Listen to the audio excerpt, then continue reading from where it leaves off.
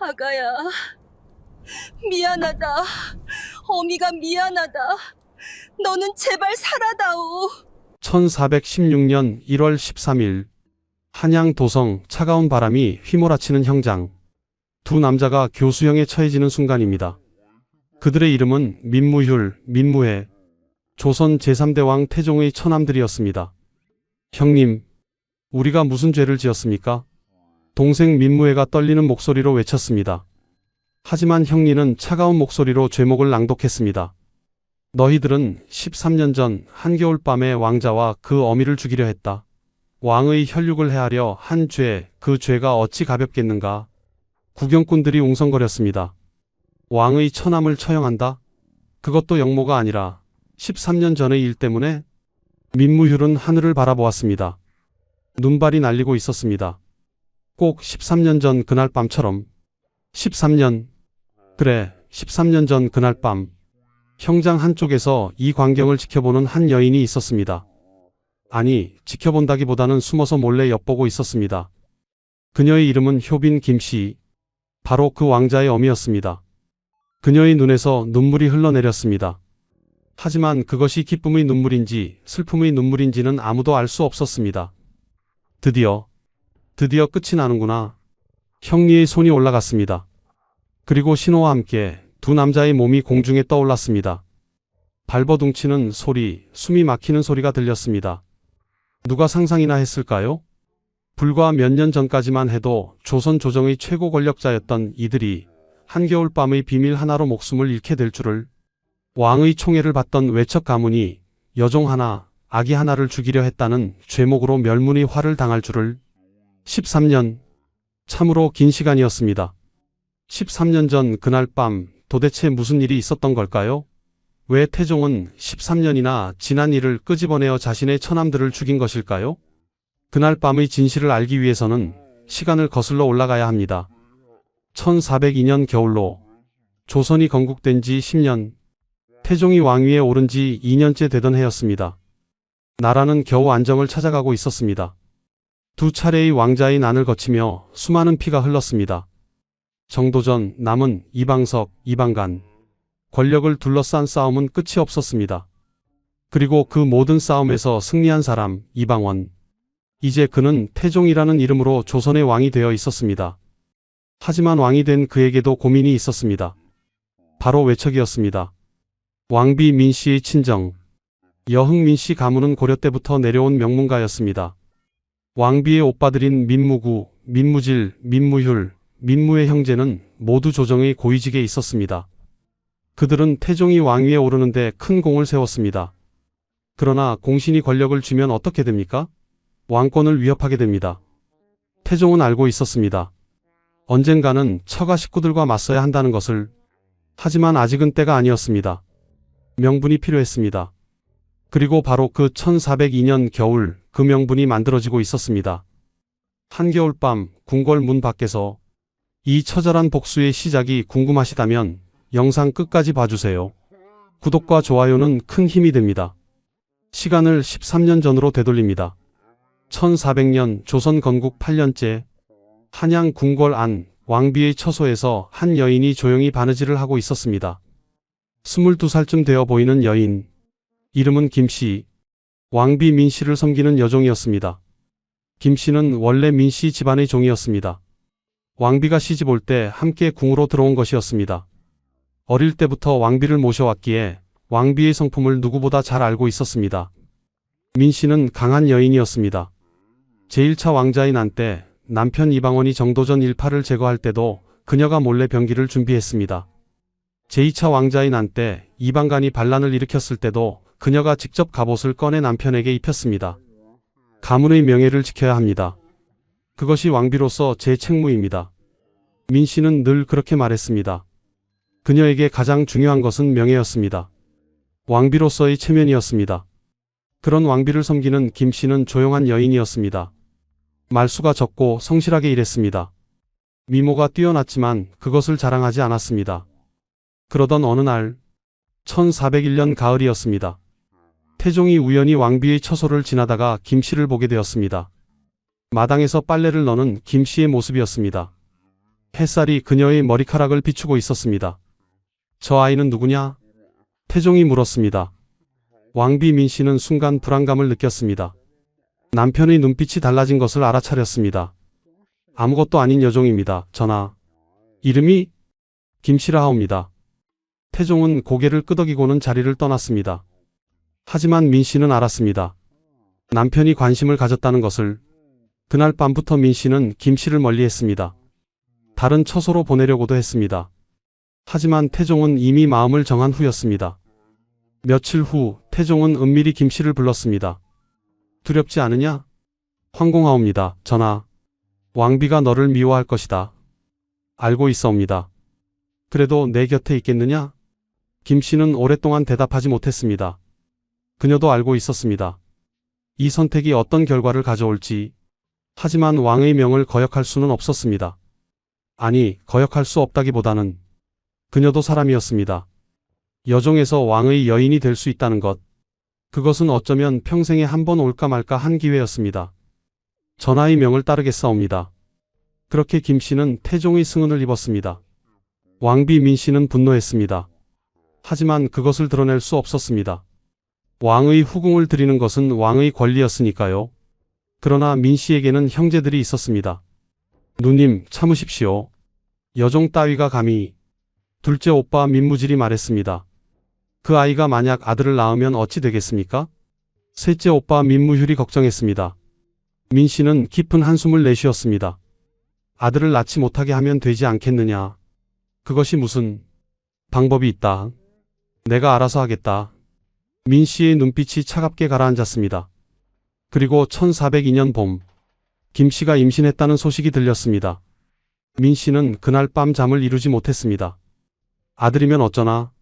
만약 적자들보다 먼저 서자가 태어난다면? 조선은 이제 막 시작된 나라였습니다. 왕위 계승의 법도도 아직 확립되지 않았습니다. 정종은 자식이 없어서 동생에게 왕위를 물려주었습니다.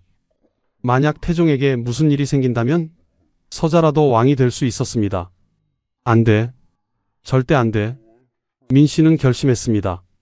그 아이는 세상에 나와서는 안 된다고. 그때만 해도 중전 민 씨는 몰랐습니다. 이 작은 결심이 자신의 친정을 멸문으로 몰아갈 줄은.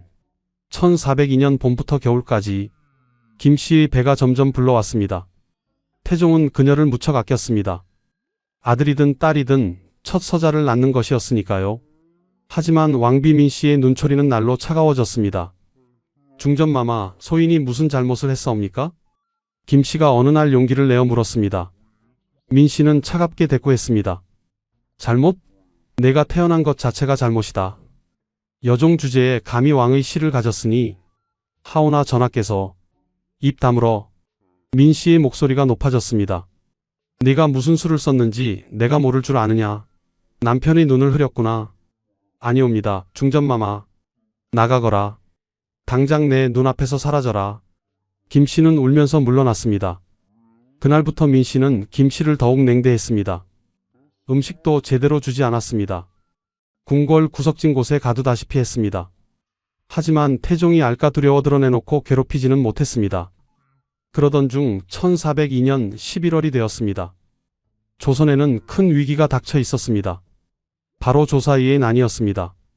조사이는 신덕왕후 강씨의 친척으로 제1차 왕자의 난에 불만을 품고 함경도에서 반란을 일으켰습니다.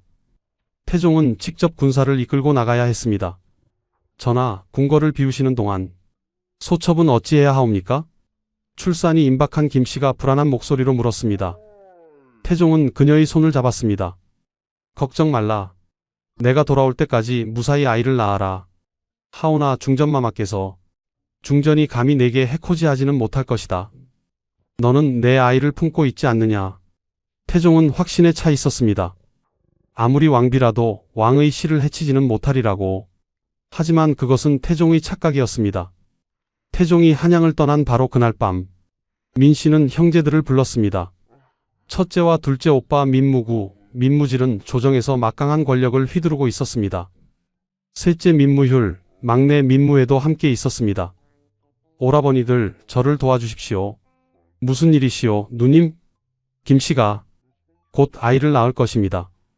그래서요? 그 아이가 세상에 나와서는 안 됩니다. 오빠들은 서로 얼굴을 바라보았습니다. 누님, 그것은 너무... 아니요. 여종의 자식이 왕자가 된다면 우리 가문에 무슨 일이 생기겠소?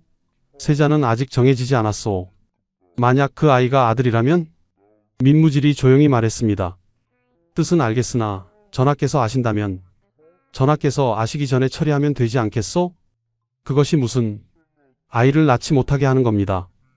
아니, 낳더라도 살아남지 못하게.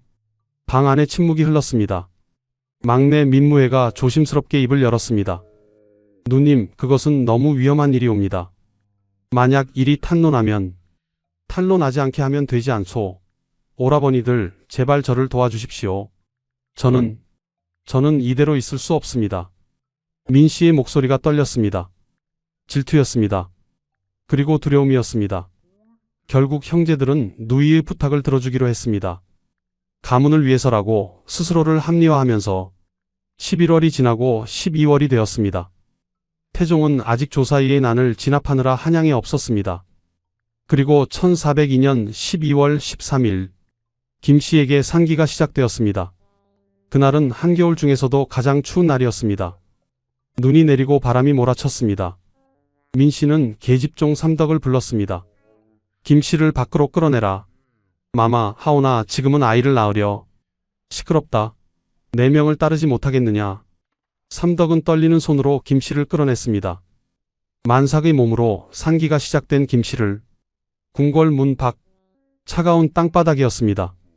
제발 살려주십시오. 김 씨가 울부짖었습니다. 하지만 대답은 없었습니다. 궁궐 문이 굳게 닫혔습니다. 그녀는 혼자였습니다. 한겨울밤 아무도 없는 곳에서 아이를 낳아야 했습니다.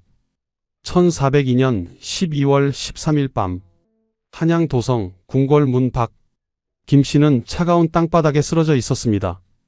눈발이 그녀의 얼굴을 때렸습니다. 산기가 점점 심해졌습니다.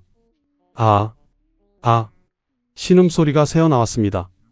하지만 아무도 없었습니다. 한겨울밤 궁궐 문 앞을 지나는 사람은 없었습니다. 김 씨는 떨리는 손으로 배를 감쌌습니다.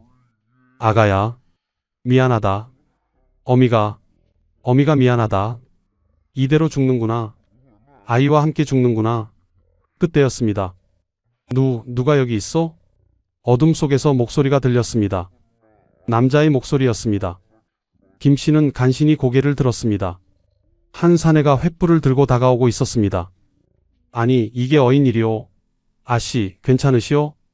그는 김 씨의 오빠 김하준이었습니다. 여종의 오빠 역시 천민이었지만 궁궐 밖에서 자비를 하며 살아가고 있었습니다. 오라버니, 제발 살려주세요. 이런 지금 아이를 낳으려 하는 게 아니요? 왜 이런 곳에?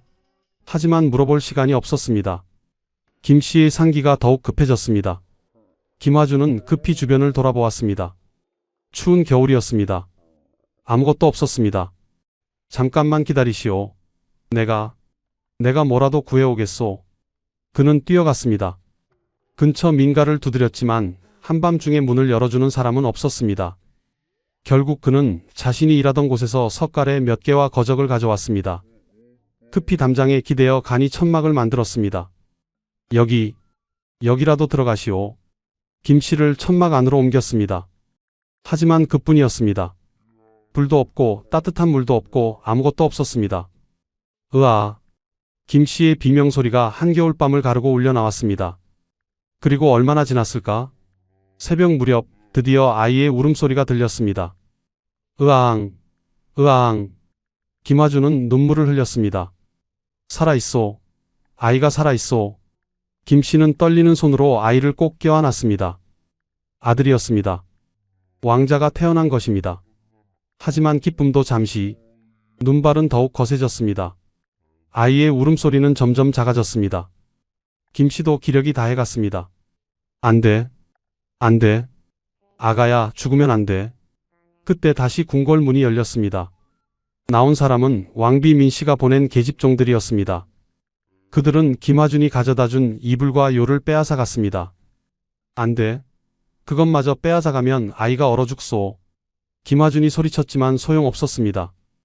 그들은 김 씨와 갓난아기를 순교리의 토담집 앞으로 옮겼습니다. 국노 벌게라는 자의 집이었습니다. 허름한 토담집, 그것도 집안이 아니라 집 앞이었습니다. 김 씨는 젖은 옷을 입은 채 얼어붙은 땅바닥에 누워야 했습니다. 갓난아기를 품에 안은 채 하루가 지났습니다. 이틀이 지났습니다.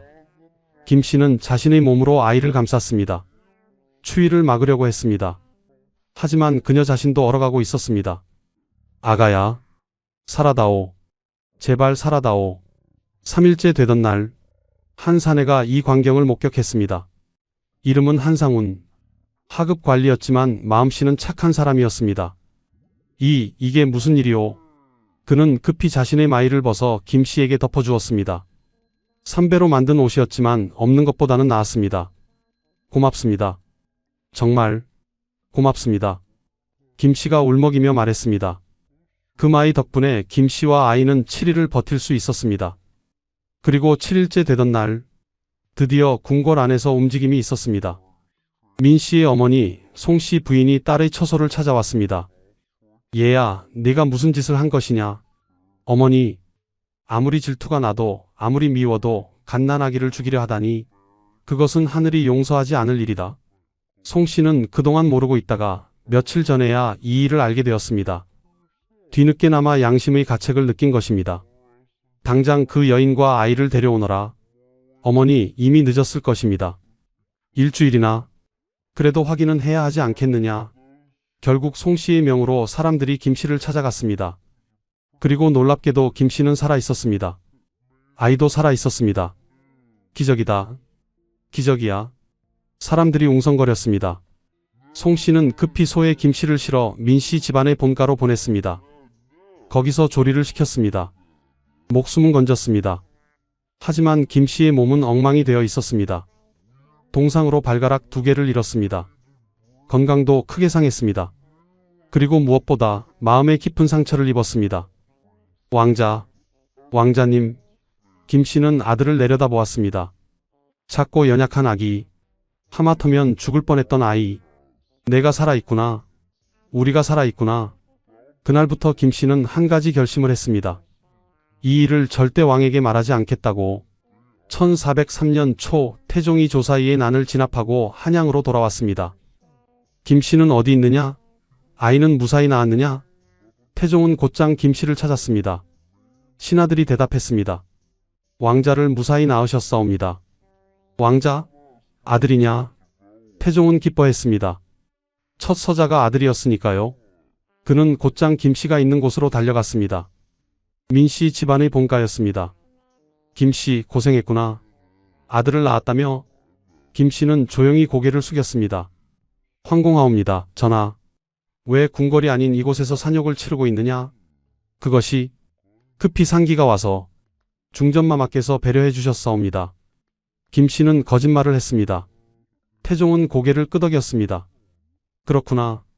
왕비가 너를 배려했구나. 다행이다. 네, 전하. 그런데 얼굴이 왜 그리 안 좋으냐? 혹시 산후조리가 제대로 안 된 것은 아니냐? 아니옵니다. 소첩은 괜찮사옵니다. 김 씨는 미소를 지었습니다. 하지만 그 미소 뒤에 얼마나 큰 고통이 숨어 있는지 태종은 알지 못했습니다. 아이의 이름은 경령군으로 정해졌습니다. 입이라는 이름도 받았습니다. 태종은 이 아들을 무척 아꼈습니다. 비록 서자였지만 첫 아들이었으니까요. 경령아, 너는 내 첫 아들이다. 비록 정식 왕자는 아니지만 나는 너를 사랑한다. 태종은 자주 경령군을 보러 왔습니다. 그리고 김 씨에게도 잘해주었습니다. 하지만 김 씨는 복잡한 심정이었습니다. 진실을 말해야 할까? 중전 마마께서 저를 죽이려 했다고? 민 씨 형제들이 갓난아기를 얼려주기려 했다고? 하지만 그렇게 하면 어떻게 될까요? 왕이 분노할 것입니다. 왕비 가문을 처벌할 것입니다. 어쩌면 멸문의 화까지 일어날 수 있습니다. 그리고 그것은 나라 전체를 혼란에 빠뜨릴 것입니다. 조선은 이제 막 안정을 찾아가고 있었습니다. 2차례의 왕자의 난으로 이미 너무 많은 피가 흘렀습니다. 만약 또다시 권력 다툼이 일어난다면? 안 돼. 나 하나 때문에 나라가 흔들려서는 안 돼. 김 씨는 침묵하기로 결심했습니다. 그리고 세월이 흘렀습니다. 1404년 태종은 정비민 씨의 맏아들 양녕대군을 세자로 책봉했습니다. 경영군은 세자가 되지 못했습니다. 서자였기 때문입니다. 하지만 경영군은 불평하지 않았습니다. 오히려 세자를 돕는 충직한 왕자로 자랐습니다. 1407년 큰 일이 벌어졌습니다. 왕비 민 씨의 큰오빠와 둘째 오빠 민무구와 민무질이 탄핵을 받은 것입니다. 죄목은 불충이었습니다. 왕명을 거역하고 권력을 남용했다는 것이었습니다. 태종은 냉정했습니다. 처남이라 해서 봐줄 수 없다. 죄는 반드시 벌을 받아야 한다. 왕비 민 씨는 울며 매달렸습니다. 전하, 제발 오라버니들을 살려주소서. 그들은 전하를 위해 목숨 걸고 싸웠사옵니다. 그것은 안다. 하지만 지금은 달라졌소. 외척이 권력을 휘두르면 나라가 위험해진다. 전하, 민 씨는 절망했습니다. 그리고 1410년 민무구와 민무질은 제주도로 유배된 후 자진 명령을 받았습니다. 스스로 목숨을 끊으라는 것이었습니다. 두 사람은 죽었습니다. 민 씨는 머리를 풀고 통곡했습니다. 하지만 태종은 돌아서지 않았습니다. 이것이 왕권 강화의 길이다. 그 광경을 지켜보던 김 씨는 떨었습니다. 만약 전하께서 13년 전 일을 아신다면 나머지 두 오라버니도. 김 씨는 더욱 굳게 입을 다물었습니다. 남은 처남들은 민무휼과 민무회였습니다. 그들은 형들이 죽은 후 조심스럽게 살았습니다. 권력에서 물러나 조용히 지냈습니다. 하지만 운명은 그들을 놓아주지 않았습니다. 1415년 4월 작은 사건이 터졌습니다. 황주 목사 염치용이라는 자가 노비 소송에서 졌습니다. 그는 불만을 품고 민무회를 찾아갔습니다. 대감, 이것은 부당한 판결이옵니다. 왕께서 잘못 판단하신 것입니다. 민무회는 깜짝 놀랐습니다. 무슨 말을 하는 게냐? 왕의 판결을 함부로 논하다니. 하지만 그 이야기는 이미 새어나갔습니다. 대관들이 알게 되었습니다. 그리고 태종에게 보고되었습니다. 태종은 분노했습니다. 감히 왕의 판결을 부당하다고? 민무회가 그 말을 듣고도 보고하지 않았다고? 염치용은 곤장을 맞고 귀양갔습니다. 민무회는 청주로 유배되었습니다. 민무휼도 함께 해풍으로 유배되었습니다. 그리고 바로 그때 1415년 6월 세자 양녕대군이 입을 열었습니다. 아바마마, 소자가 아랠 말씀이 있사옵니다. 무엇이냐? 외숙 민무휼과 민무회가 형들의 죽음을 억울해하며 불평을 토했사옵니다. 태종의 눈빛이 날카로워졌습니다. 그들이 뭐라고 했느냐? 소자가 외가의 잘못이 명백하다고 했더니 민무회가 이렇게 말했사옵니다. 세자께서는 우리 가문에서 자라지 않으셨습니까? 라고 방 안에 정적이 흘렀습니다. 그것은 위협이었습니다. 세자를 볼모로 삼겠다는 뜻이었습니다. 태종은 떨리는 목소리로 말했습니다. 당장 민무휼과 민무회를 압송하라. 국문하라. 그리고 며칠 후 대관들이 13년 전의 일을 들추어냈습니다. 전하, 1402년 임오년에 경영군이 태어났을 때 중전과 민씨 형제들이 모자의 목숨을 위태롭게 한 일이 있었다 하옵니다. 무엇? 태종은 충격을 받았습니다. 그것이 무슨 말이냐? 13년 전 경영군이 태어날 때? 효빈 김씨를 불러 확인하소서. 태종은 급히 김씨를 불렀습니다. 김씨, 이것이 사실이냐? 13년 전 경영군을 낳을 때 무슨 일이 있었느냐? 김씨는 오랫동안 침묵했습니다. 13년간 숨겨온 비밀이었습니다. 하지만 이제 더 이상 숨길 수 없었습니다. 전하, 용서하소서. 소첩이 거짓을 말씀드렸사옵니다. 그리고 김씨는 모든 것을 고백했습니다. 한겨울밤 궁궐 문 밖에 내던져졌던 일, 천막에서 아이를 낳았던 일, 7일 동안 토담집 앞에서 죽어가던 일, 제발 살려주십시오. 김씨의 울부짖음이 궁궐 안에 울려 퍼졌습니다. 그 이야기를 듣던 태종의 얼굴이 일그러졌습니다. 분노였습니다. 13년 동안 쌓여온 분노가 폭발하는 순간이었습니다. 1415년 12월 한양 궁궐. 태종은 김씨의 고백을 듣고 나서 하루 종일 말이 없었습니다. 신하들도 왕비도 아무도 감히 왕에게 다가가지 못했습니다. 태종의 눈빛이 그 어느 때보다 무서웠기 때문입니다. 13년 동안 태종은 중얼거렸습니다. 13년 동안 나는 몰랐다. 내 아들이 내 여인이 죽을 뻔했다는 것을, 한겨울밤 궁궐 문 밖에서 얼어 죽을 뻔했다는 것을 그는 주먹으로 상을 내리쳤습니다. 감히 나의 혈육을. 태종은 즉시 민무휴과 민무회를 한양으로 압송하라 명했습니다. 며칠 후 두 사람이 의금부로 끌려왔습니다. 국문이 시작되었습니다. 민무휴, 민무회, 너희들은 1402년 12월 효빈 김씨와 경영군의 목숨을 위태롭게 했다. 그 죄를 어찌 변명하겠느냐? 민무휴이 떨리는 목소리로 대답했습니다. 전하, 그것은 오해이옵니다. 오해? 무엇이 오해냐? 소신은 단지 내가 직접 명령하지는 않았을 것이다. 하지만 내 누이 중전이 명했을 때 막지 않았다. 그것 또한 죄다. 민무회가 소리쳤습니다. 전하, 그때는 상황이 다르옵니다. 나라가 혼란스러웠고 왕실의 위엄을 지켜야. 왕실의 위엄? 갓난아기를 얼려 죽이는 것이 왕실의 위엄이냐? 태종의 목소리가 궁궐을 울렸습니다. 한겨울밤 궁궐 문 밖에 여인을 내던졌다. 만삭의 몸으로, 그것도 내 아이를 품은 여인을. 전하, 입 다물어라. 변명하지 마라. 태종은 신하들을 돌아보았습니다. 증인을 불러오라. 당시 이를 목격한 모든 사람을 불러오라. 곧 증인들이 줄줄이 불려왔습니다. 계집종 삼덕이 먼저 나왔습니다. 소인이 김씨를 밖으로 끌어냈사옵니다. 중전마마의 명을 따랐을 뿐이옵니다. 하급관리 한상훈이 증언했습니다. 소인이 목격했사옵니다. 토담집 앞에서 갓난아기가 울고 있었사옵니다. 소인이 마이를 벗어 덮어주었더니 겨우 숨을 쉬었사옵니다. 김씨의 오빠 김화준도 불려왔습니다. 소인이 천막을 쳐주었사옵니다. 하지만 곧 중전마마의 사람들이 와서 이불과 요를 빼앗아 갔사옵니다. 아이가 얼어 죽게 만들려 한 것이옵니다. 모든 증언이 끝나자 태종은 민무휴과 민무회를 노려보았습니다. 이제 뭐라 변명하겠느냐? 두 사람은 고개를 떨구었습니다. 민무휴이 떨리는 목소리로 말했습니다. 전하, 소신의 형들 민무구와 민무질은 억울하게 죽었사옵니다. 억울하게? 그들도 이 일에 가담했다. 13년 전 내 누이와 함께 모의했을 것이다.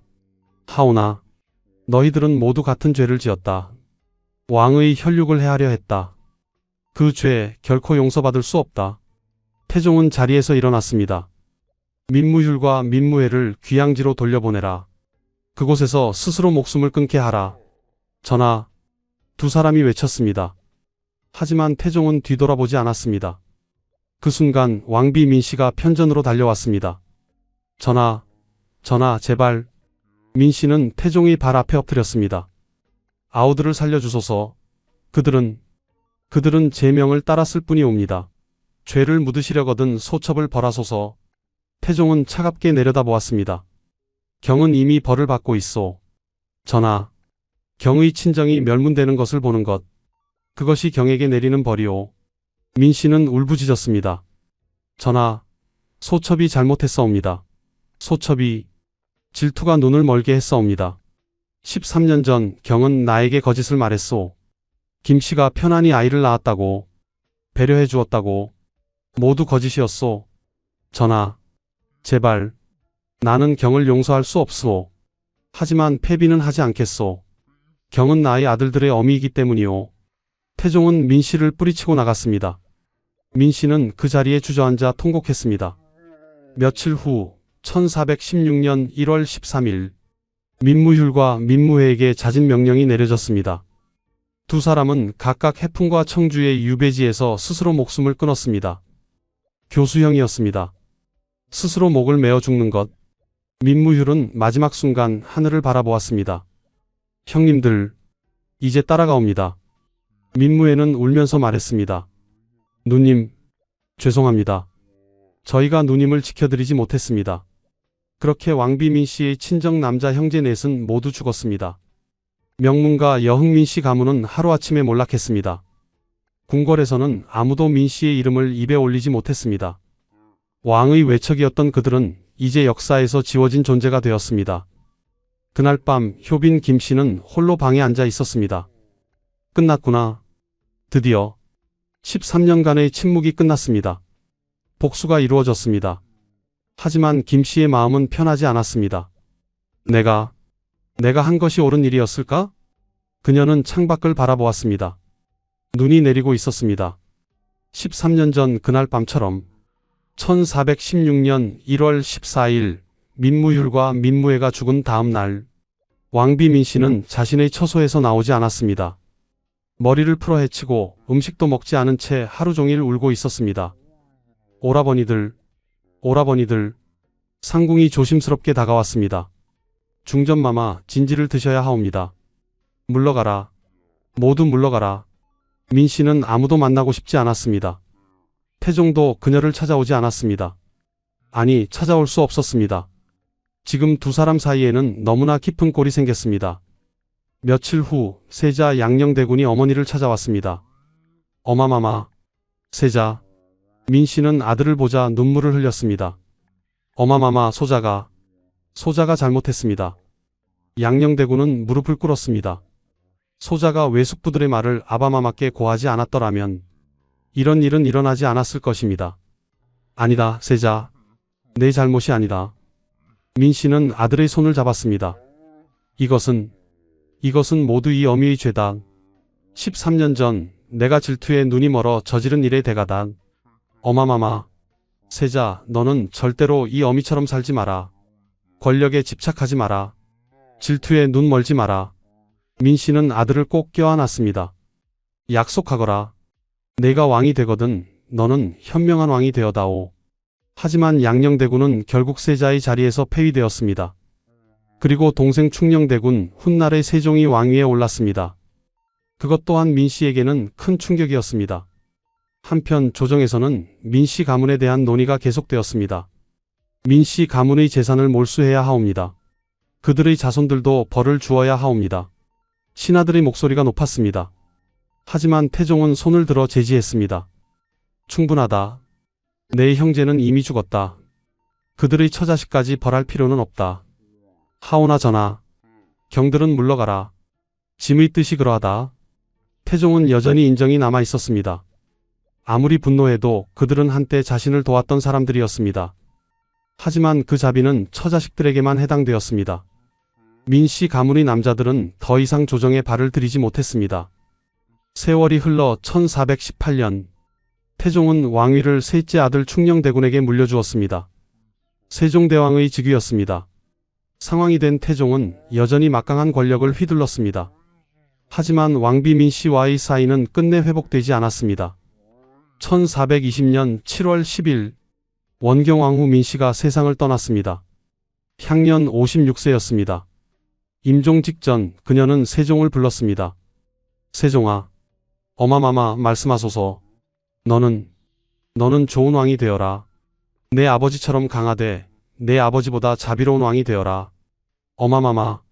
그리고 효빈 김 씨를 괴롭히지 마라. 그 여인은 잘못이 없다. 모두 이 어미의 죄다. 민 씨는 마지막 숨을 거두었습니다. 장례식 날 태종은 관 앞에 섰습니다. 그는 오랫동안 말이 없었습니다.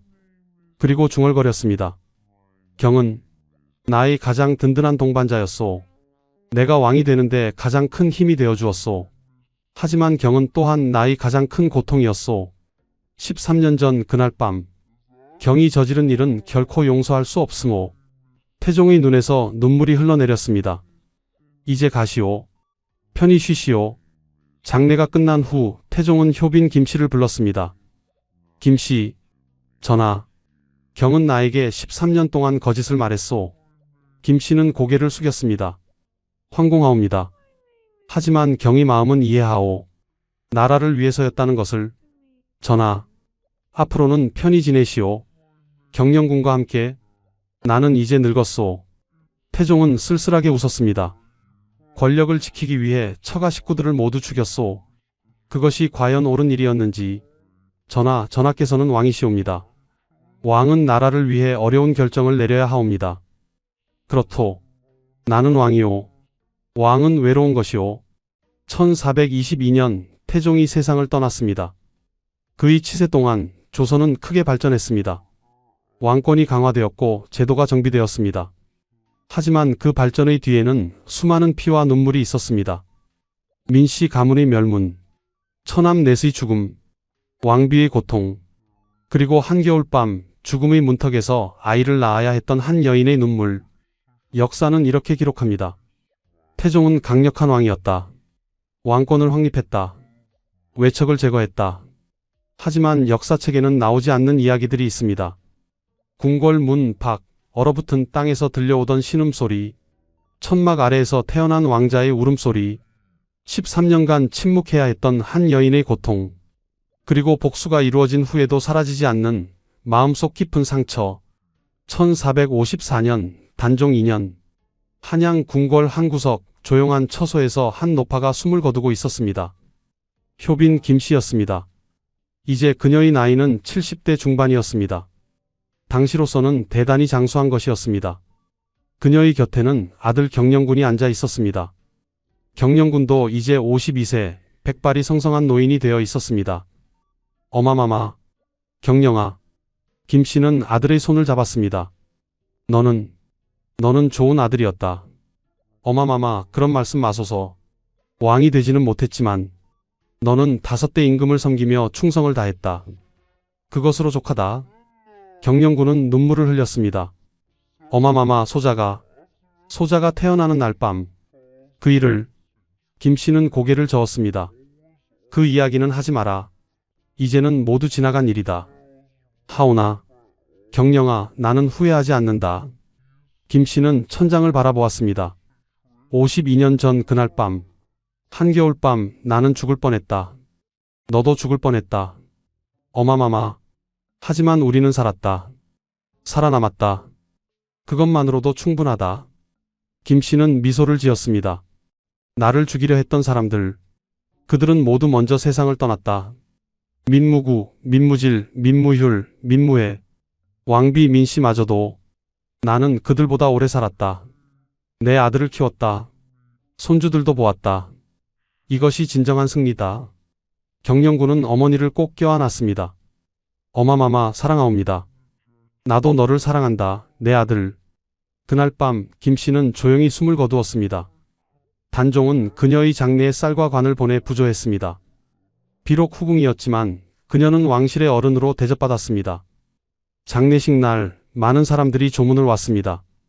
경영군의 네 아들과 손주들, 그리고 궁궐의 상궁들과 나인들. 한 노상궁이 말했습니다. 효빈 마마는 참으로 강인한 분이셨습니다. 그 모든 고통을 견디셨으니. 다른 상궁이 대답했습니다. 그분은 침묵으로 이긴 분이십니다.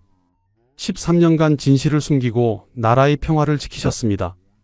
그리고 마침내 정의가 이루어졌지요. 그렇습니다.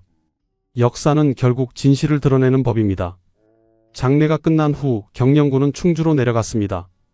그곳에서 여생을 보내기로 한 것입니다.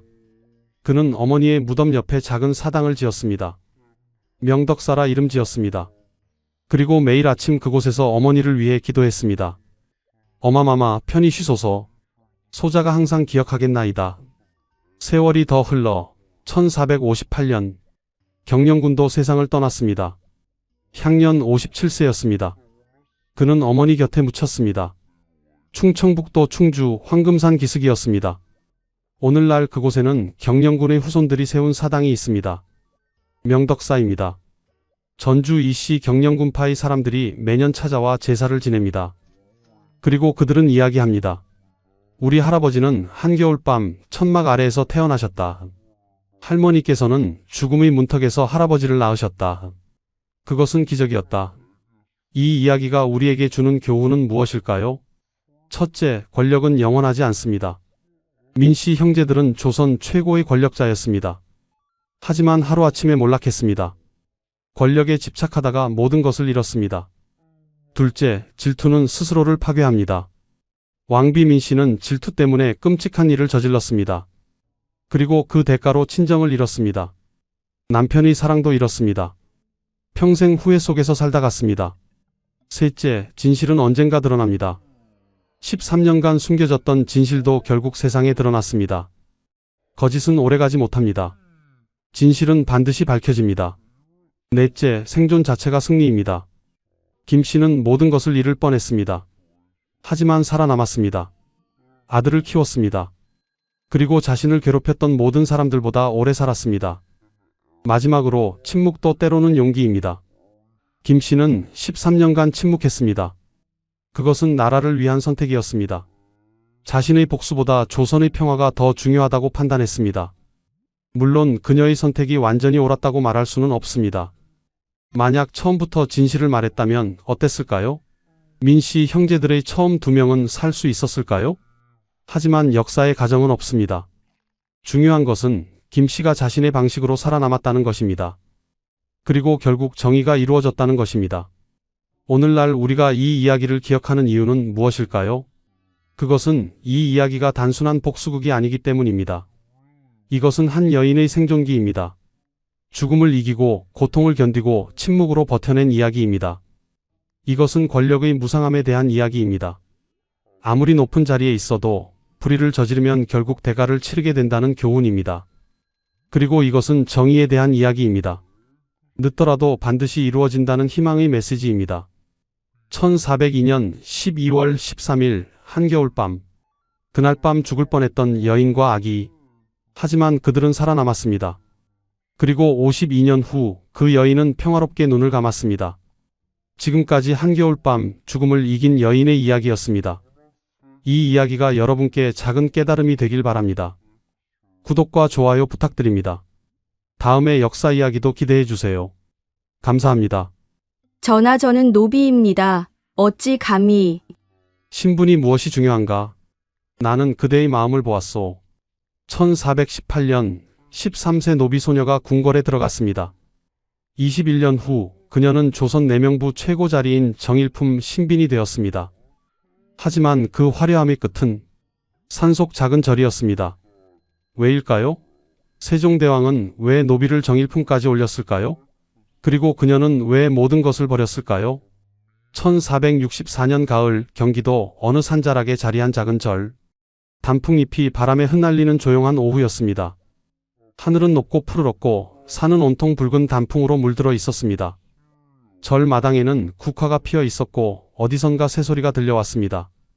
한 비구니가 누워 있었습니다. 59세의 나이. 깎은 머리는 하얗게 새었고 얼굴에는 세월의 흔적이 깊이 새겨져 있었습니다. 하지만 그 얼굴은 평온했습니다. 마치 오랜 여행을 마치고 고향에 돌아온 사람처럼. 그녀의 숨소리가 점점 가늘어지고 있었습니다. 방 안에는 6명의 장성한 남자들이 무릎을 꿇고 있었습니다. 모두 왕자의 신분입니다. 계양군은 38세, 의창군은 37세, 밀성군은 35세, 익현군은 34세, 영해군은 30세였습니다. 5명의 아들들, 모두 훌륭한 관직을 가지고 있었고 자식들도 있었으며 세상에서 존경받는 사람들이었습니다. 하지만 지금 이들은 그저 한 어머니의 아들들일 뿐이었습니다.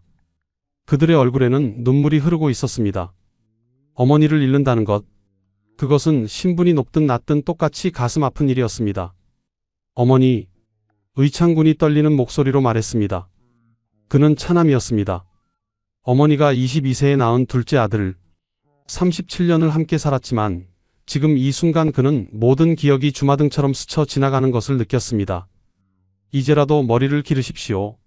임금께서 12년 전에 이미 허락하셨습니다. 궁으로 돌아가십시오. 어머니께서는 신빈이십니다. 정일품 신빈마마이십니다. 비구니는 천천히 고개를 저었습니다. 창백한 얼굴에 미소가 번졌습니다. 평생을 함께한 주름진 손이 아들의 손을 덮었습니다. 나는 이미 왕의 여인이 아니다. 부처님의 제자일 뿐이니라. 14년 전에 이미 그 모든 것을 내려놓았느니라. 밀성군이 어머니의 다른 손을 잡았습니다. 그 손은 너무나 차가웠습니다. 한때는 따뜻했던 손, 자신을 안아주고 머리를 쓰다듬어 주고 밥을 먹여주던 그 손이 이렇게 차갑다는 것이 믿기지 않았습니다. 어머니, 저희가 궁으로 모셔가겠습니다. 어머니께서는 정일품 신빈이십니다. 조선 내명부의 최고 자리이십니다. 왜 이렇게? 왜 이 작은 절에서? 아니다. 비구니가 단호하게 말했습니다.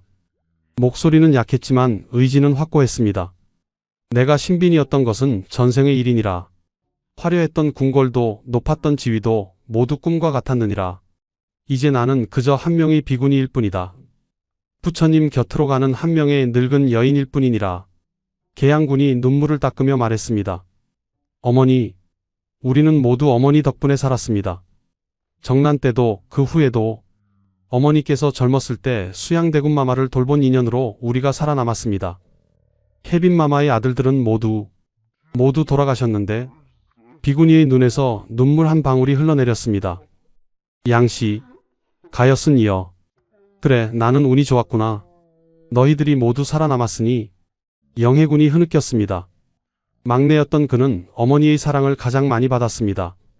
어머니, 왜 14년을 절에서 사셨습니까? 저희가 얼마나 그리워했는지 아시면서 알고 있었느니라. 비구니가 아들들을 하나씩 바라보았습니다. 눈빛은 흐릿했지만 사랑은 여전히 깊었습니다. 하지만 나는 돌아갈 수 없었다. 전하가 계시지 않은 궁궐, 마마가 계시지 않은 중궁전, 담양이가 뛰어놀지 않는 뜰, 그곳은 이미 내가 있을 곳이 아니었느니라. 방 안에 침묵이 흘렀습니다.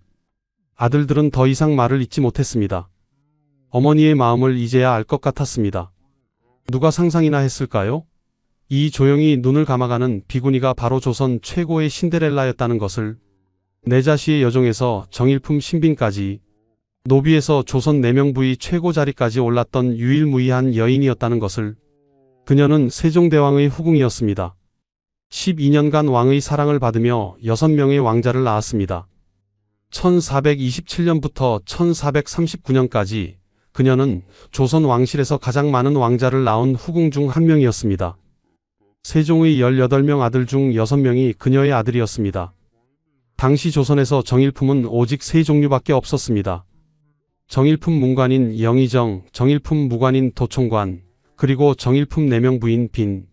신빈 김씨는 여자로서 오를 수 있는 최고의 자리에 있었습니다. 노비 출신으로서는 상상할 수도 없는 일이었습니다. 하지만 지금 그녀는 머리를 깎은 비군이었습니다. 화려했던 궁궐의 삶을 버리고 조용한 절에서 14년을 살았습니다.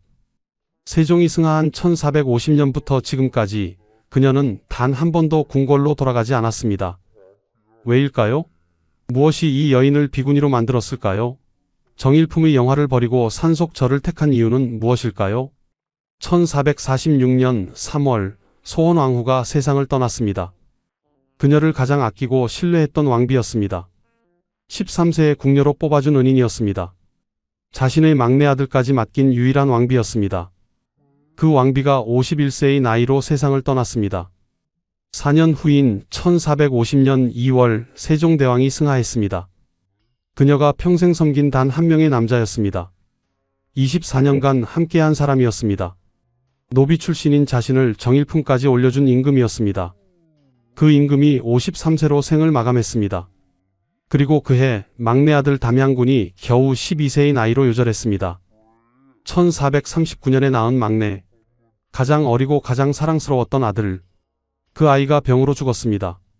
4년이라는 시간 동안 3명의 가장 소중한 사람을 잃었습니다. 1446년 소원왕후, 1450년 세종, 그리고 1450년 어린 담양군. 45세의 신빈 김씨에게 세상은 무너져 내렸습니다. 그녀의 마음속에 무엇이 남았을까요? 비구니는 천천히 눈을 감았습니다. 아들들의 울음소리가 멀어져 갔습니다. 그녀의 기억 속으로 한 장면이 떠올랐습니다. 1418년 그녀가 겨우 13세였을 때입니다. 한 할머니가 그녀를 궁궐로 데려갔습니다. 원경왕후였습니다. 그날 모든 것이 시작되었습니다. 전하, 마마, 담양아, 이제 곧 그곳에서 만나게 되겠구나. 비구니의 입술이 미세하게 움직였습니다. 그리고 1464년 9월 4일 그녀는 조용히 숨을 거뒀습니다. 6명의 아들이 통곡했습니다. 절 마당에 있던 스님들이 독경을 시작했습니다. 산 위에서 바람이 불어왔습니다. 단풍잎이 그녀의 방 안으로 날아들었습니다. 조선 최고의 신데렐라, 내자시 여종에서 정일품 신빈까지 올랐던 여인. 그녀의 59년 인생이 막을 내렸습니다. 하지만 이 이야기는 끝이 아닙니다. 시작입니다. 46년 전으로 돌아가 보겠습니다. 한 명의 13세 소녀가 궁궐에 들어가던 그날로. 과연 그녀에게 무슨 일이 있었을까요? 왜 세종은 노비 출신 여인을 정일품까지 올렸을까요? 소원왕후는 왜 자신의 막내 아들을 후궁에게 맡겼을까요? 이 이야기가 궁금하시다면 영상 끝까지 봐주시길 바랍니다. 구독과 좋아요는 저희에게 큰 힘이 됩니다. 지금부터 진짜 이야기를 시작하겠습니다. 46년 전으로 돌아가 보겠습니다. 1418년 한양의 늦은 봄이었습니다. 길거리에는 꽃잎이 흩날리고 시장에서는 사람들의 웃음소리가 들렸습니다. 조선은 태종의 치세 아래 안정을 찾아가고 있었습니다. 내자시, 왕실에서 사용하는 모든 물품을 관리하는 관청이었습니다.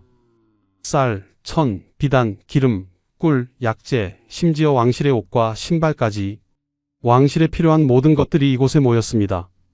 그리고 이것을 관리하기 위해 많은 노비들이 일하고 있었습니다. 당시 조선의 노비는 두 종류였습니다. 공노비와 사노비. 공노비는 나라에 속한 노비로 관청에서 일했고 사노비는 개인에게 속한 노비로 양반집에서 일했습니다. 내자시의 노비들은 모두 공노비였습니다. 사노비보다는 대우가 나았지만 여전히 자유롭지 못한 삶이었습니다. 그날도 여느 때처럼 노비들이 부지런히 움직이고 있었습니다. 무거운 쌀가마를 나르는 남자 노비들, 천을 정리하는 여자 노비들, 장부를 기록하는 노비들, 모두가 바삐 움직였습니다. 그 중에 한 소녀가 있었습니다. 13세의 어린 나이였습니다. 성은 김씨, 본관은 청주였습니다. 아버지는 김원이라는 하급관리였습니다. 첨지 중추부사라는 관직이었는데 정산품이지만 실권이 없는 명예직이었습니다. 어머니는 상령고씨 집안 출신이었습니다. 그렇게 보면 완전히 천민은 아니었지만 집안이 몰락하여 딸이 공노비가 된 것이었습니다. 소녀는 매우 조용했습니다. 다른 노비들처럼 떠들지도 않았고 불평하지도 않았습니다. 그저 묵묵히 자신에게 주어진 일을 했습니다. 물건을 나르고 창고를 정리하고 장부를 베껴 쓰는 일. 비록 글을 많이 배우지는 못했지만 기본적인 한자를 읽을 줄 알았고 숫자를 셀 줄 알았습니다. 다른 노비들이 쉬는 시간에도 소녀는 일했습니다. 남들이 수다를 떨 때도 소녀는 조용히 창고를 정리했습니다.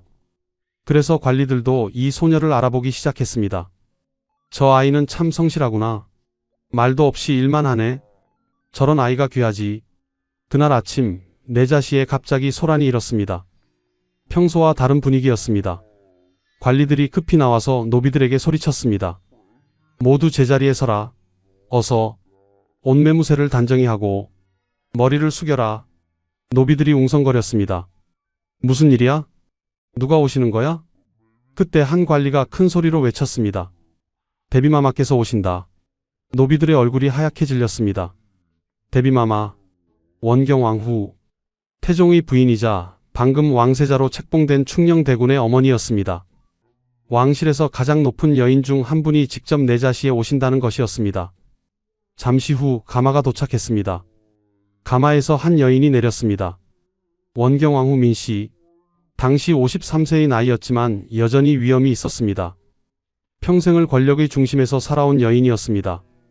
태종 이방원의 부인으로서 12명의 자녀를 낳았고 왕자의 난을 겪으며 수많은 피바람을 견뎌낸 여인이었습니다. 하지만 그녀의 눈빛은 날카로웠습니다. 사람을 꿰뚫어 보는 눈이었습니다. 노비들이 모두 한쪽에 줄을 섰습니다. 원경왕후는 천천히 그들을 살폈습니다. 그녀의 눈이 한 소녀에게 멈췄습니다. 저 아이는 몇 살이냐? 13세이옵니다, 마마. 이름은? 김씨이옵니다. 원경왕후는 소녀를 자세히 살폈습니다. 단정한 얼굴, 조용한 눈빛, 곧은 자세. 무엇보다 그 아이의 눈에는 영악함이 없었습니다. 순수하고 겸손한 눈빛이었습니다. 저 아이를 데려가라. 중궁전에 배치하도록 하여라. 내자시의 관리들이 놀랐습니다. 공노비를 궁녀로 선발한다는 것은 매우 드문 일이었습니다. 하지만 원경왕후의 명령은 절대적이었습니다. 소녀는 그날로 궁궐에 들어갔습니다. 그녀가 배치된 곳은 소원왕후의 처소였습니다. 소원왕후는 방금 중궁으로 책봉된 15세의 어린 왕비였습니다. 그녀는 청송 심씨 집안의 딸이었고 5년 전인 1408년에 당시 충녕군이었던 세종과 혼인했습니다. 소녀는 소원왕후를 처음 본 순간을 평생 잊지 못했습니다. 우아하고 온화한 모습이었습니다. 소원왕후는 어린 궁녀를 보며 부드럽게 미소 지었습니다. 내가 새로 온 아이로구나. 나이가 어떻게 되느냐? 13세이옵니다, 마마. 그러하냐? 나도 너와 같은 나이에 궁에 들어왔단다. 이제 우리 함께 지내게 되었으니 두려워하지 말고 성실히 일하거라. 황송하옵니다, 마마. 소녀는 깊이 절을 했습니다. 그 순간 그녀는 마음속으로 결심했습니다. 이 은혜로운 마마를 평생 성실히 모시겠다고. 그날은 또한 역사적인 날이었습니다. 1418년 8월 11일 충녕대군이 조선의 제4대 왕으로 즉위했습니다. 세종대왕의 시대가 시작된 것입니다. 그리고 소원왕후는 조선의 왕비가 되었습니다. 어린 궁녀 김씨는 새로운 세계에 들어섰습니다. 화려한 궁궐, 엄격한 규율, 복잡한 인간관계. 하지만 그녀는 흔들리지 않았습니다. 원래 노비였던 그녀에게 궁궐은 기회의 땅이었습니다. 하루하루를 성실히 살았습니다. 소원왕후는 이 조용한 궁녀를 점점 신뢰하게 되었습니다. 시키는 일을 정확히 했고 거짓말을 하지 않았으며 다른 궁녀들과 다투지도 않았습니다. 무엇보다 소원왕후의 마음을 읽을 줄 알았습니다. 말하지 않아도 필요한 것을 가져다 주었고 지치면 조용히 물러나 있었습니다. 1년이 지나고 2년이 지났습니다. 그 사이 궁궐에는 많은 변화가 있었습니다. 1421년 소원왕후가 첫 아들을 낳았습니다. 훗날의 문종이 될 왕세자였습니다. 궁녀 김씨는 소원왕후의 산후조리를 도왔습니다. 1422년 둘째 아들이 태어났습니다. 수양대군 훗날의 세조였습니다. 소원왕후는 이 아기를 유독 아꼈습니다. 그리고 어린 궁녀 김씨에게 아이를 돌보게 했습니다. 네가 이 아이를 잘 돌봐주렴. 나는 너를 믿는다. 김씨는 수양대군을 정성껏 돌보았습니다. 밤에 아기가 울면 달래주었고 젖을 먹일 때 옆에서 보살폈습니다. 어린 수양대군은 김씨의 품에 안기면 울음을 그쳤습니다. 세종도 이 조용한 궁녀를 알게 되었습니다. 소원왕후의 처소를 방문할 때마다 그 궁녀가 성실히 일하는 모습을 보았습니다. 어느 날 세종이 소원왕후에게 물었습니다. 저 궁녀는 누구요? 김씨라 하옵니다, 전하. 원경왕후 마마께서 친히 뽑아 보내신 아이이옵니다. 그러하오? 참으로 성실해 보이는구려. 세종의 눈에 김씨가 들어오기 시작했습니다. 하지만 그때는 아직 아무 일도 일어나지 않았습니다. 그녀는 여전히 한 명의 궁녀일 뿐이었습니다. 1425년 소원왕후가 셋째 아들 안평대군을 낳았습니다. 김씨는 이제 소원왕후의 가장 믿음직한 궁녀가 되어 있었습니다. 왕비가 낳은 자녀를 돌보고 처소를 관리하고 다른 궁녀들을 이끄는 위치였습니다. 그 무렵 궁궐에는 후궁들이 들어오기 시작했습니다. 영빈 강씨가 1425년에 화의군을 낳았습니다. 세종의 첫 서자였습니다. 궁궐의 분위기가 조금씩 변하고 있었습니다. 하지만 이 모든 것은 시작에 불과했습니다. 1426년 운명의 해가 다가오고 있었습니다. 21세가 된 궁녀 김씨에게 그리고 29세의 세종대왕에게 아무도 예상하지 못한 일이 벌어지려 하고 있었습니다. 그때까지 김씨는 몰랐습니다. 자신이 조선 역사상 가장 특별한 후궁이 될 것이라는 것을. 노비에서 정일품 신빈까지 오르는 전무후무한 여정이 시작될 것이라는 것을. 8년이라는 시간이 흘렀습니다. 1418년부터 1426년까지 궁녀 김씨는 조용히 자신의 자리를 지켰습니다. 매일 아침 동이 트기 전에 일어났습니다. 소원왕후가 기상하시기 전에 처소를 정돈했습니다. 세숫물을 준비하고 옷을 펴두고 아침 문안 인사를 위한 준비를 했습니다. 다른 궁녀들이 아직 잠든 시간에 김씨는 이미 움직이고 있었습니다. 소원왕후는 이런 김씨를 매우 아꼈습니다. 8년 동안 단 한 번도 실수를 하지 않았고 불평을 하지 않았으며 다른 궁녀들과 싸우지 않았습니다. 무엇보다 소원왕후의 아이들을 정성껏 돌보았습니다. 1414년생인 문종, 1422년생인 수양대군, 1425년생인 안평대군. 세 왕자는 김씨의 손에서 자랐습니다. 김씨는 밤낮으로 아이들을 돌보았습니다. 아이들이 아프면 밤을 새우며 간호했고 배가 고프면 먹을 것을 구해왔으며 심심해하면 이야기를 들려주었습니다. 세종은 이 모습을 보고 있었습니다. 중궁전을 방문할 때마다 그 조용한 궁녀가 눈에 들어왔습니다. 아이들을 돌보는 손길, 소원왕후를 섬기는 태도, 다른 궁녀들을 대하는 방식, 모든 것이 완벽했습니다. 어느 날 저녁이었습니다. 세종이 소원왕후와 함께 저녁을 들고 있었습니다. 수양대군이 감기에 걸려 열이 났는데 김씨가 밤새 간호를 하고 있었습니다. 세종이 아이의 처소로 가보니 김씨가 젖은 수건으로 아이의 이마를 닦아주고 있었습니다. 아이는 어떠하냐? 김씨가 깜짝 놀라 일어섰습니다. 전하, 황송하옵니다. 대군마마의 열이 조금 내렸사옵니다. 수고가 많구나. 밤새 돌보았다 들었다. 마마께서 부탁하신 일이옵니다. 당연한 일이옵니다. 세종은 김씨의 얼굴을 자세히 보았습니다. 피곤한 얼굴이었지만 눈빛은 맑았습니다.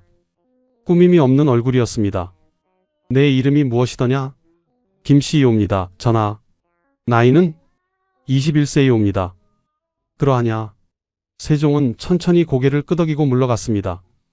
하지만 그날 이후로 세종의 눈길이 자주 김씨에게 향했습니다. 소원왕후도 이것을 알아차렸습니다. 남편이 어느 궁녀를 유심히 보는지 왕비가 모를 리 없었습니다. 하지만 소원왕후는 화를 내지 않았습니다. 오히려 담담하게 받아들였습니다. 당시 조선의 왕들은 여러 명의 후궁을 두는 것이 당연했습니다. 태종은 12명의 부인에게서 31명의 자녀를 두었고 훗날의 성종도 12명의 부인에게서 28명의 자녀를 두었습니다. 세종이 후궁을 두는 것은 이상한 일이 아니었습니다. 게다가 소원왕후는 김씨를 믿었습니다. 8년간 함께 생활하며 그 아이의 성품을 잘 알고 있었습니다. 야심이 없고 교만하지 않으며 겸손한 아이였습니다. 만약 후궁이 되더라도 문제를 일으키지 않을 것이라 확신했습니다. 1426년의 어느 날이었습니다. 세종이 소원왕후에게 조심스럽게 말했습니다. 중궁 짐이 한 가지 청이 있소. 말씀하시옵소서. 전하. 궁녀 김씨를 짐의 승은을 입게 하고자 하오. 소원왕후는 잠시 침묵했습니다. 예상했던 일이었지만 막상 듣고 보니 마음이 복잡했습니다. 하지만 그녀는 현명한 여인이었습니다.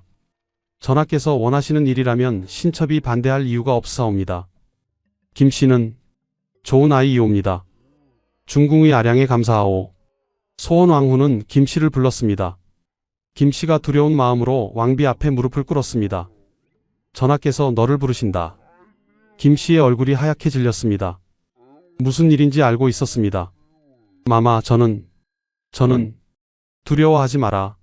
이것은 큰 은혜이니라. 너는 지난 8년간 성실히 나를 섬겼다. 이제 전하를 섬길 차례이니라. 마마. 김씨의 눈에서 눈물이 흘렀습니다. 감사의 눈물이었습니다.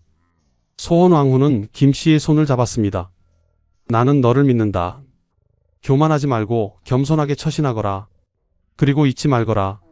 네가 아무리 높은 자리에 오르더라도 나는 언제나 내 마마이니라. 명심하겠사옵니다. 마마. 평생 잊지 않겠사옵니다. 그날 밤 21세의 궁녀 김씨는 29세의 세종대왕의 승언을 입었습니다. 노비 출신 소녀의 운명이 바뀌는 순간이었습니다. 세종은 김씨의 순수함에 끌렸습니다. 양반과 후궁들과는 달리 그녀에게는 계산이 없었습니다. 권력욕도 없었고 욕심도 없었습니다. 그저 성실하고 겸손한 여인이었습니다. 내가 왜 너를 선택했는지 아느냐? 모르옵니다. 전하. 너는 8년간 단 한 번도 불평하지 않았고 거짓말하지 않았으며 다투지 않았다. 이것이 바로 진정한 부덕이니라. 황송하옵니다. 전하. 신분이 무엇이 중요한가? 예로부터 궁녀의 세계에는 귀천이 없었느니라. 너는 비록 노비 출신이지만 마음은 양반보다 고귀하니라. 김씨는 세종의 말에 깊이 감동했습니다. 왕이 자신을 이렇게 높이 평가한다는 것이 믿기지 않았습니다. 1427년 그 결실이 맺어졌습니다. 김씨가 왕자를 낳은 것입니다. 세종의 9번째 아들이었습니다.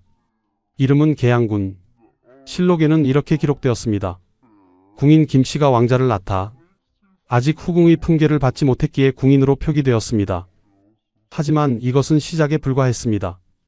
김씨의 진짜 이야기는 이제부터였습니다. 1427년 8월 궁궐에 왕자의 탄생을 알리는 북소리가 울렸습니다. 궁인 김씨가 건강한 사내 아이를 낳았습니다. 계양군이라 이름 지어졌습니다. 세종은 기뻤습니다.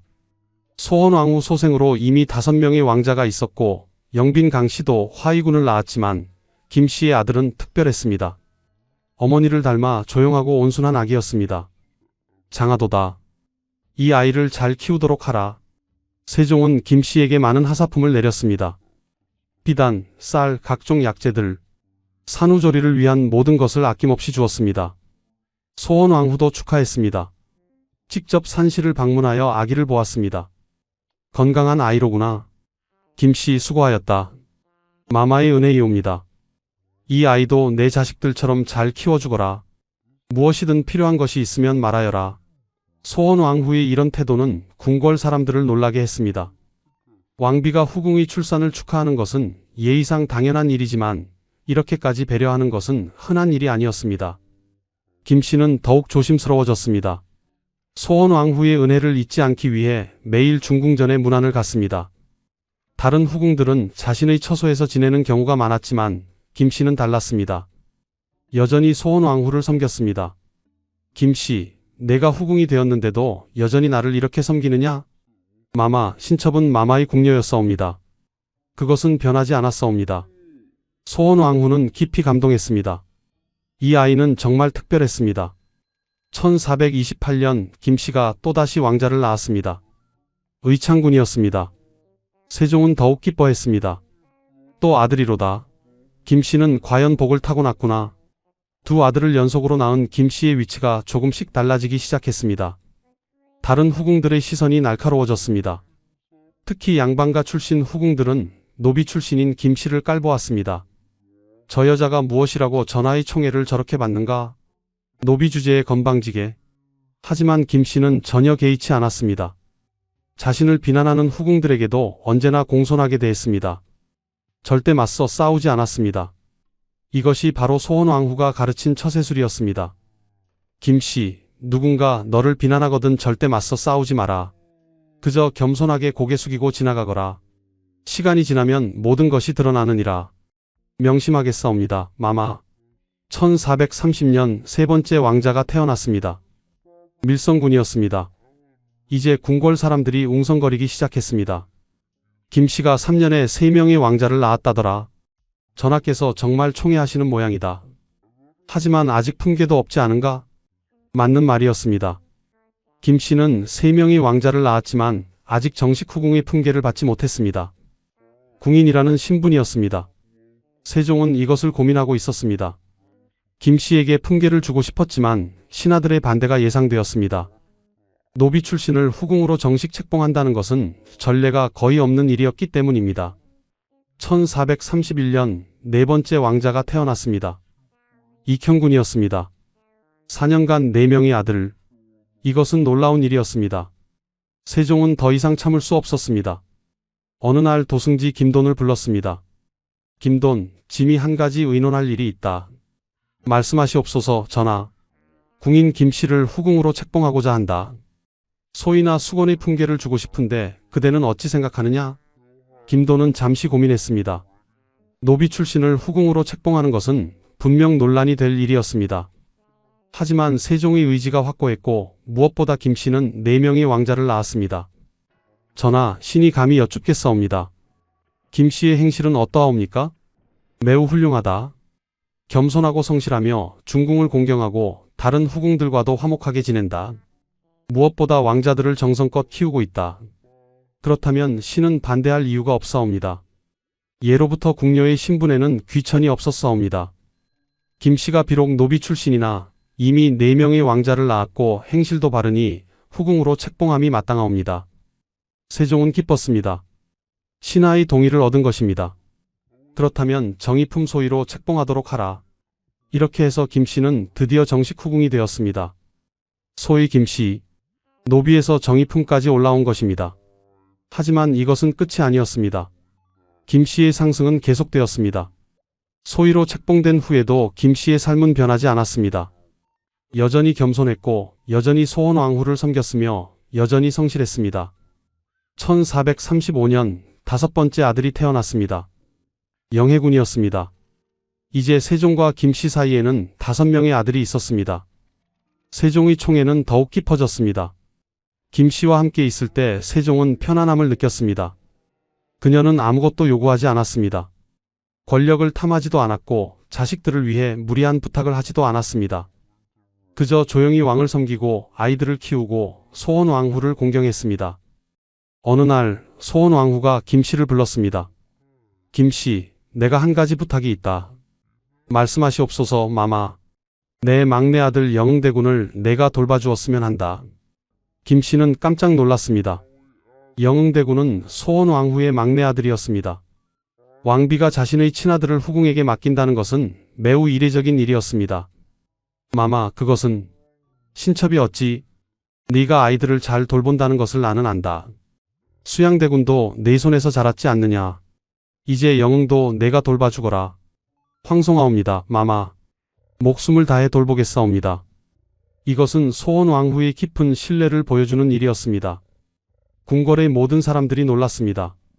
왕비가 노비 출신 후궁을 이렇게 신뢰한다는 것이 믿기지 않았습니다. 김씨는 영흥대군을 친자식처럼 돌보았습니다. 소원왕후의 아들과 자신의 아들들을 똑같이 대했습니다. 아니, 어쩌면 영흥대군을 더 정성껏 돌보았는지도 모릅니다. 소원왕후의 은혜에 보답하기 위해서였습니다. 1437년 김씨의 장남 계양군이 혼인을 했습니다.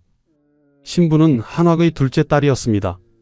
한왁은 당대 최고의 세도가였습니다. 그의 막내딸은 훗날 수양대군의 아들 예종의 비, 즉 인수대비가 되는 인물이었습니다. 이 혼인은 김씨 집안의 지위를 크게 높였습니다. 노비 출신 후궁의 아들이 조선 최고 명문가와 혼인한 것입니다. 세종의 배려가 있었기에 가능한 일이었습니다. 1439년 김씨가 마지막 아들을 낳았습니다. 담양군이었습니다.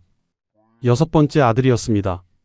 1427년부터 1439년까지 12년간 6명의 아들과 2명의 딸, 총 8명의 자녀를 낳은 것입니다. 세종은 결심했습니다. 이제 김씨를 최고의 자리에 올려야 한다고.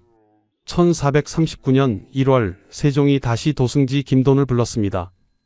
김돈, 소위 김씨를 빈이나 귀인으로 승격시키고자 한다. 전하, 김씨의 출신이 천하지 않사옵니까? 그렇다.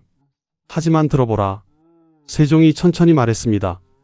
이 말은 나중에 실록에 그대로 기록되었습니다. 소인은 본래 내 자씨의 여종이었다. 무술년 내가 처음 즉위했을 때 모후께서 뽑아 중궁으로 보내셨고 그때 나이는 13세였다. 천성이 부드럽고 아름다워 양궁을 섬기는 데 오직 근신함으로 중궁이 매사를 위임하고 막내 아들을 기르게 하였다. 성품이 근신하지 않았다면 중궁이 어찌 자신의 소생 아들을 기르게 하였겠는가? 김돈이 신계와 의논한 후 대답했습니다. 전하, 예로부터 궁녀의 세계에는 본래 귀천이 없었사옵니다. 김씨가 비록 천한 신분이었으나 13세부터 궁에 들어와 21년간 성실히 섬겼고 6명의 왕자를 낳았으며 왕비마마의 신임을 받고 있사옵니다. 귀인으로 승격시킴이 마땅하옵니다. 고맙다. 그렇다면 귀인으로 책봉하도록 하라. 이렇게 해서 김씨는 종일품 귀인이 되었습니다. 그리고 얼마 후 최종적으로 정일품 신빈으로 책봉되었습니다. 신빈, 4명 부의 최고 자리였습니다. 영의정과 같은 정일품이었습니다. 노비에서 정일품까지 조선 역사상 전무후무한 일이었습니다. 김씨, 아니 이제는 신빈 김씨는 겸손하게 절을 올렸습니다. 황송하옵니다, 전하.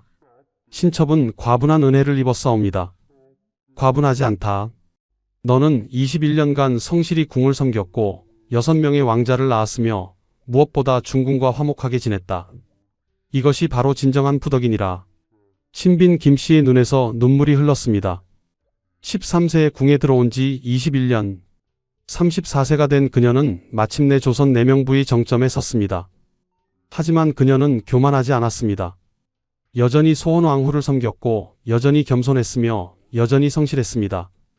다른 후궁들이 질투했지만 신빈 김씨는 그들에게도 친절하게 대했습니다. 신빈마마께서는 정말 다르십니다. 예전에는 노비 출신이라 무시했는데 지금 보니 우리보다 훨씬 고귀하십니다. 후궁들의 태도가 변했습니다. 신빈 김씨의 인품이 그들을 감동시킨 것입니다. 세종은 행복했습니다. 소원왕후와 신빈 김씨 두 여인이 화목하게 지내는 것을 보며 흐뭇해했습니다. 중궁 김씨를 신빈으로 책봉한 것이 잘한 일이었소? 잘하셨사옵니다, 전하. 김씨는 그 자리를 받을 자격이 있나이다. 조선 역사상 가장 평화로운 4명부였습니다. 왕비와 후궁들이 서로 존중하고 화목하게 지냈습니다. 특히 소원왕후와 신빈 김씨의 관계는 후대에까지 회자되었습니다. 하지만 이 행복한 시간은 영원하지 않았습니다. 1446년 운명의 해가 다가오고 있었습니다. 1446년 3월 봄이 왔지만 궁궐은 어두웠습니다. 소원왕후가 위독했습니다. 중궁전에는 침통한 분위기가 흘렀습니다. 51세의 소원왕후는 평생 세종을 섬기며 10명의 자녀를 낳았습니다. 8남 2녀, 그중 8명이 아들이었습니다. 문종, 세조, 안평대군, 이명대군, 광평대군, 금성대군, 평원대군, 영흥대군, 조선 왕실의 기둥들이었습니다.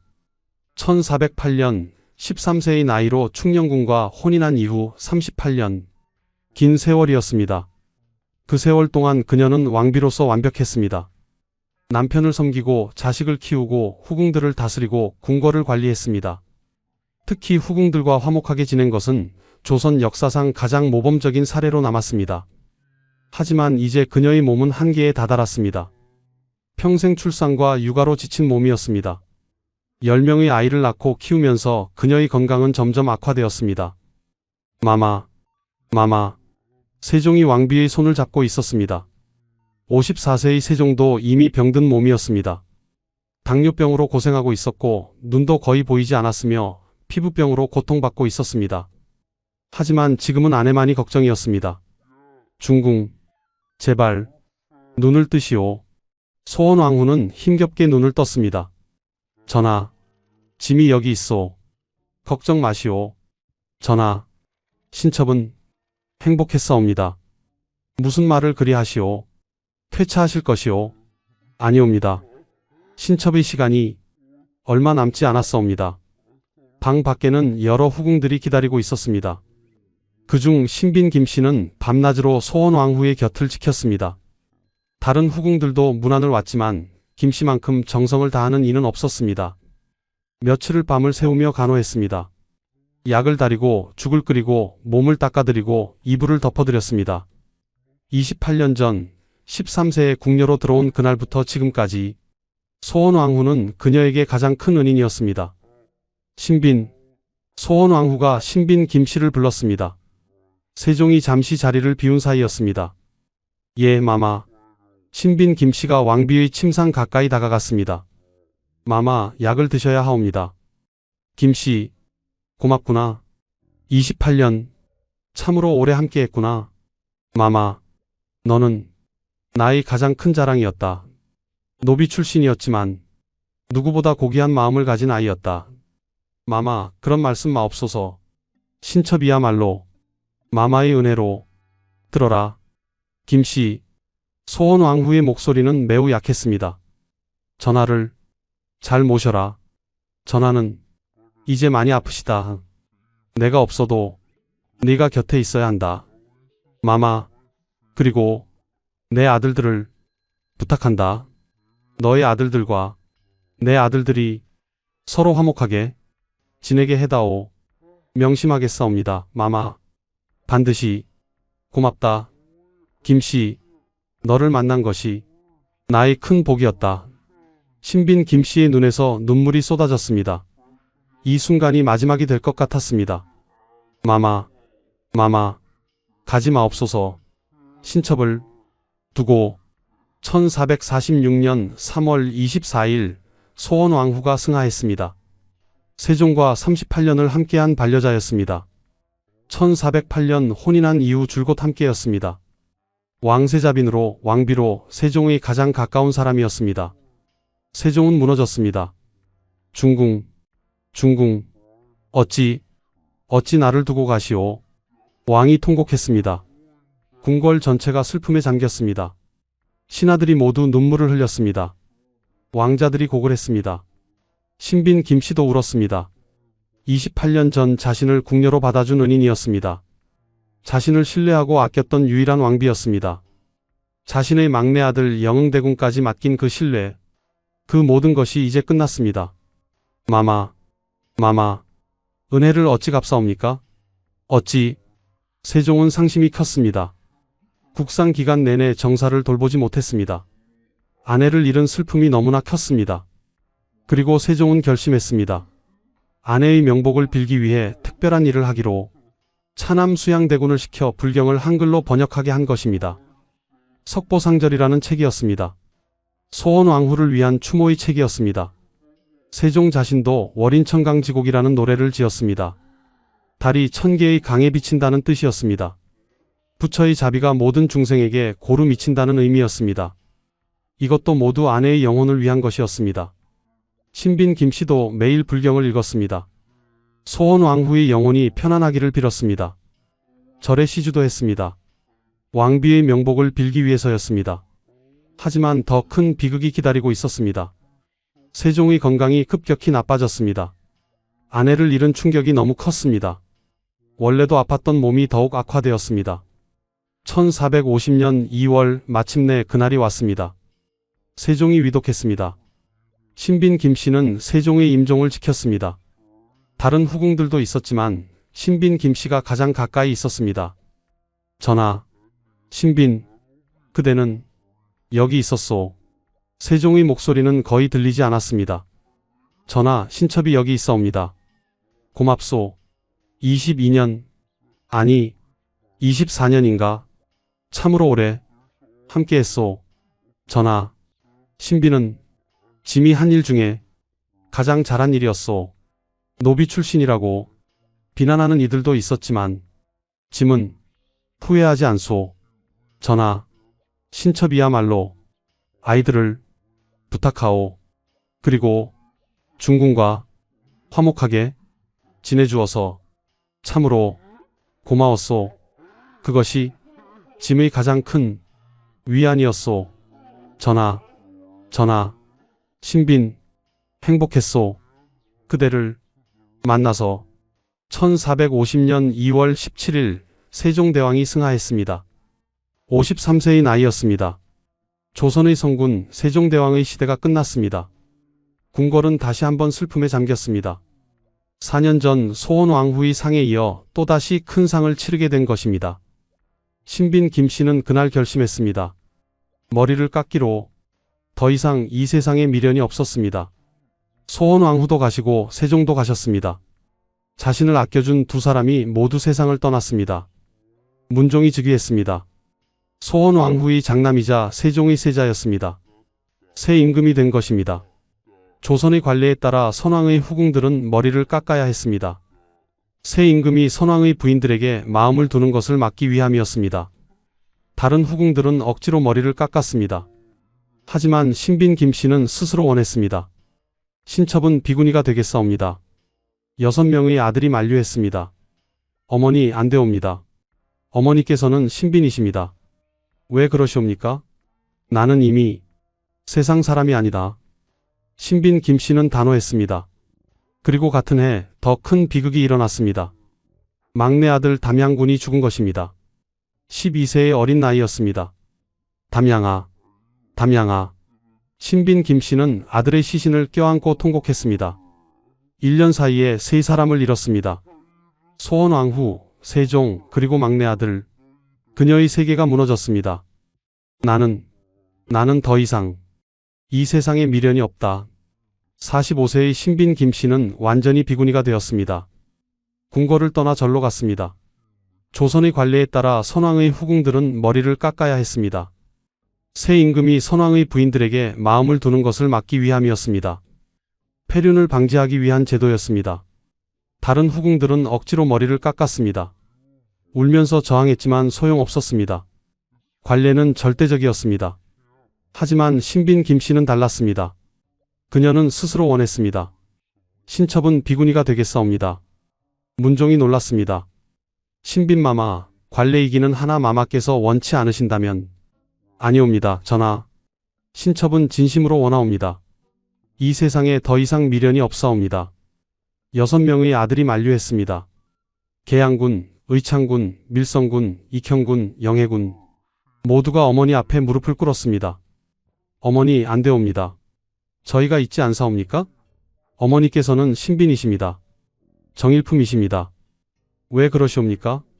신빈 김씨는 아들들을 하나씩 바라보았습니다. 너희들 모두 잘 자랐구나. 어머니의 자랑이다. 어머니, 하지만 나는 이미 세상 사람이 아니다. 전하도 가셨고 마마도 가셨으며 담양이도 가지 않았느냐. 그렇습니다. 세종이 승하한 그해 더 큰 비극이 일어났습니다. 막내 아들 담양군이 죽은 것입니다. 1439년에 태어난 담양군. 신빈 김씨의 막내 아들이었습니다. 가장 어리고 가장 사랑스러웠던 아들. 그 아이가 1450년 겨우 12세의 나이로 병으로 죽었습니다. 담양아, 담양아. 신빈 김씨는 아들의 시신을 껴안고 통곡했습니다. 세종의 상을 치르고 채 한 달도 되지 않아서였습니다. 1년도 안 되는 사이에 세 사람을 잃었습니다. 소원왕후, 세종, 그리고 막내 아들. 45세의 신빈 김씨에게 세계가 무너졌습니다. 나는 더 이상 이 세상에 미련이 없다. 그래서 그녀는 머리를 깎았습니다. 정일품 신빈의 자리를 버리고 비구니가 되었습니다. 궁궐을 떠나 절로 갔습니다. 경기도의 한 작은 절이었습니다. 산속 깊은 곳, 사람들의 발길이 드문 곳이었습니다. 처음 며칠은 아무것도 할 수 없었습니다. 그저 방 안에 앉아 눈물만 흘렸습니다. 소원 왕후의 얼굴이 떠올랐습니다. 세종의 목소리가 들렸습니다.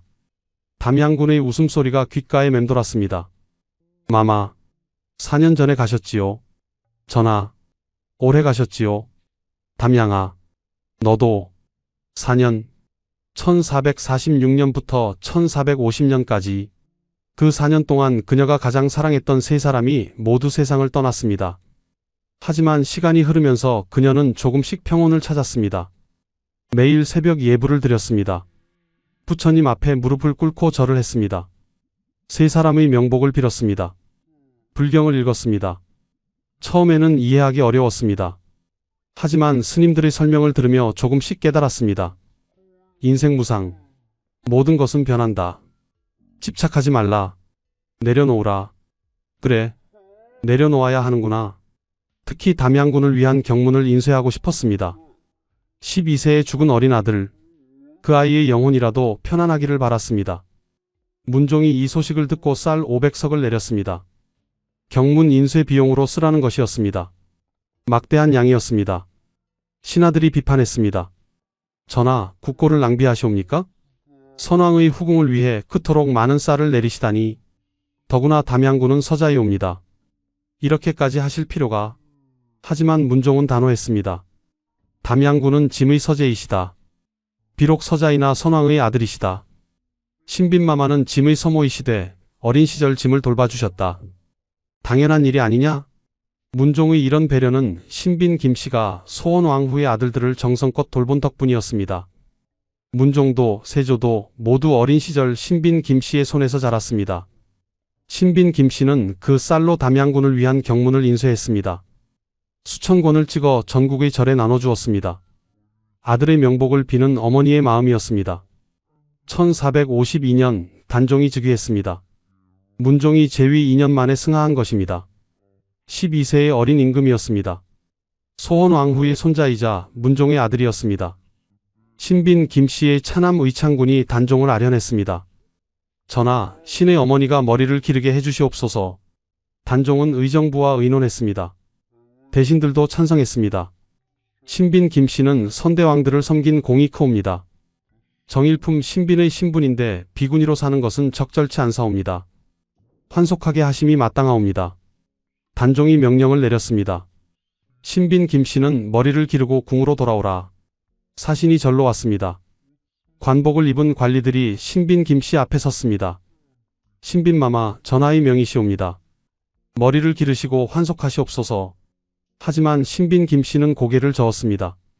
나는 이미 부처님의 제자이다. 다시 속세로 돌아갈 수 없다. 마마, 전하의 명을 거역하시렵니까? 내가 거역하는 것이 아니다. 나는 이미 세상 사람이 아닌 것이다. 2년 전에 이미 모든 것을 내려놓았다. 신빈도 후궁도 모두 지나간 일이다. 사신이 난처해했습니다. 임금의 명령을 어기는 것은 큰 죄였습니다. 하지만 신빈 김씨는 완강했습니다. 전하께 여쭈어라. 신첩은 감사하나 궁으로 돌아갈 수 없다고. 이곳에서 여생을 마치고 싶다고. 아들들이 찾아왔습니다. 5 아들이 모두 절로 왔습니다. 어머니, 제발 머리를 기르십시오. 전하께서 명하셨사옵니다. 우리가 얼마나 걱정하는지 아십니까? 신빈 김씨는 아들들의 손을 잡았습니다. 너희는 내 자랑이다. 모두 훌륭하게 자랐구나. 계양이는 한확대감의 사위가 되었고 의창이와 밀성이도 좋은 집안과 혼인했으며 이현이와 영애도 모두 잘 살고 있구나. 어머니, 하지만 나는 돌아갈 수 없다. 전하, 마마, 담양이, 그들이 그곳에서 나를 기다리고 있다. 나는 곧 그곳으로 가야 한다. 어머니, 그런 말씀 마옵소서. 아니다. 나는 이미 59세가 아니냐.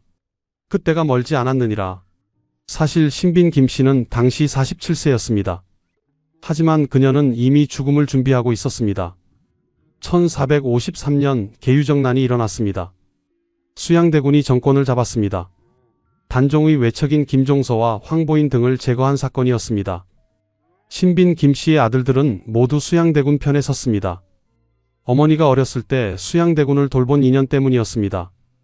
또한 계양군은 한학의 사위였는데 한학의 막내딸이 수양대군의 며느리 인수대비였으므로 더욱 가까운 관계였습니다.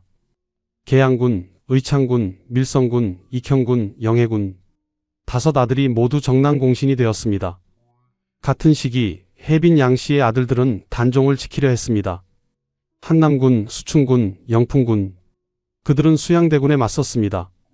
그 결과 해빈 양씨와 그 아들들은 모두 처형당했습니다. 신빈 김씨는 절에서 이 소식을 들었습니다. 양씨, 가여 쓴 사람, 그 아들들도 해빈 양씨도 세종의 후궁이었습니다. 3명의 아들을 낳았습니다. 하지만 정치적 선택이 달랐고 그 결과 모두 죽었습니다. 나는 정말 운이 좋았구나. 신빈 김씨는 불경을 읽으며 해빈 양씨와 그 아들들의 명복을 빌었습니다. 같은 후궁이었고 같은 어머니였습니다. 다만 운명이 달랐을 뿐이었습니다. 1455년 수양대군이 조선의 제7대 왕 세조로 즉위했습니다. 단종은 상황이 되었습니다. 세조는 신빈 김씨를 잊지 않았습니다. 즉위 직후 특별한 명령을 내렸습니다. 신빈마마께 극진히 예를 다하라. 짐의 어린 시절을 돌봐주신 분이시다. 신빈 김씨가 온천에 갈 때마다 세조는 특별한 배려를 했습니다. 당시 신빈 김씨는 건강이 좋지 않았습니다. 관절이 아프고 몸이 쇠약해졌습니다. 온천욕이 도움이 된다고 하여 자주 온천에 갔습니다. 아들들이 모두 수행했습니다. 계양군, 의창군, 밀성군, 익형군, 영해군 5명의 아들이 어머니를 모시고 온천에 갔습니다. 많은 인원과 물자가 필요했습니다. 신하들이 비판했습니다. 너무 사치스럽지 않사옵니까? 국고가 낭비되고 있사옵니다. 하지만 세조는 단호했습니다. 신빈마마는 선왕의 후궁이시다. 더구나 짐을 돌봐주신 분이시다. 온천행에 소홀함이 있어서는 안 된다. 지방 관찰사에게 명하여 최선을 다해 모시도록 하라. 밀성군이 경기도 남양주에 있는 묘적사에 크게 시주했습니다. 어머니의 원찰로 삼기 위해서였습니다. 사찰을 중창하고 불상을 새로 만들고 스님들의 생활을 지원했습니다. 어머니를 오래 모시지 못한 것이 한스럽습니다. 이렇게라도 효도하고 싶습니다. 신빈 김씨는 묘적사에서 평화로운 시간을 보냈습니다. 손자, 손녀들이 찾아왔습니다.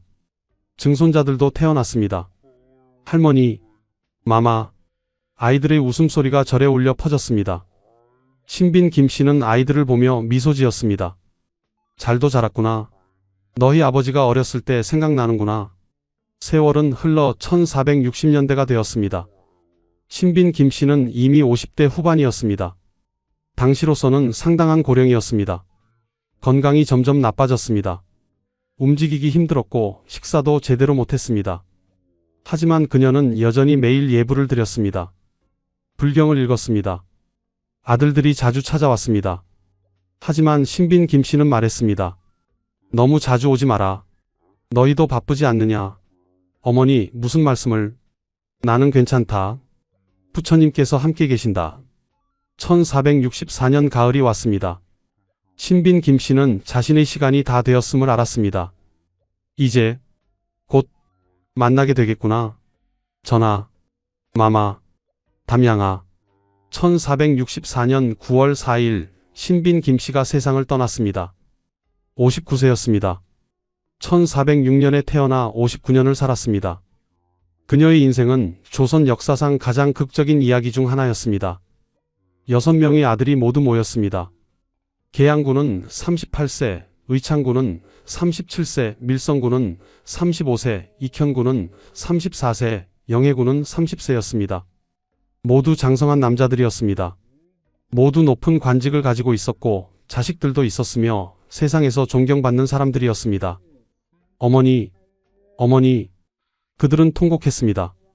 노비 출신이었지만 정일품 신빈까지 오른 어머니, 세종대왕의 사랑을 받았던 어머니, 소원왕후와 우애를 나누었던 어머니, 그 어머니가 이제 영원히 떠난 것입니다. 세조가 부조를 보냈습니다. 쌀과 콩 70석이었습니다. 당시로서는 상당한 양이었습니다. 신빈마마는 선왕을 성실히 섬기셨고 짐의 어린 시절을 돌봐주셨다. 극진히 예를 갖추어 장례를 치르도록 하라. 경비가 부족하면 국고에서 더 내어주라. 장례는 성대하게 치러졌습니다.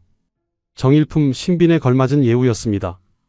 비록 비구니로 14년을 살았지만 그녀는 여전히 신빈이었습니다. 1465년 묘갈이 세워졌습니다.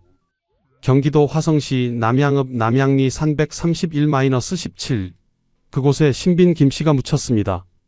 바다가 보이는 언덕이었습니다. 조용하고 평화로운 곳이었습니다.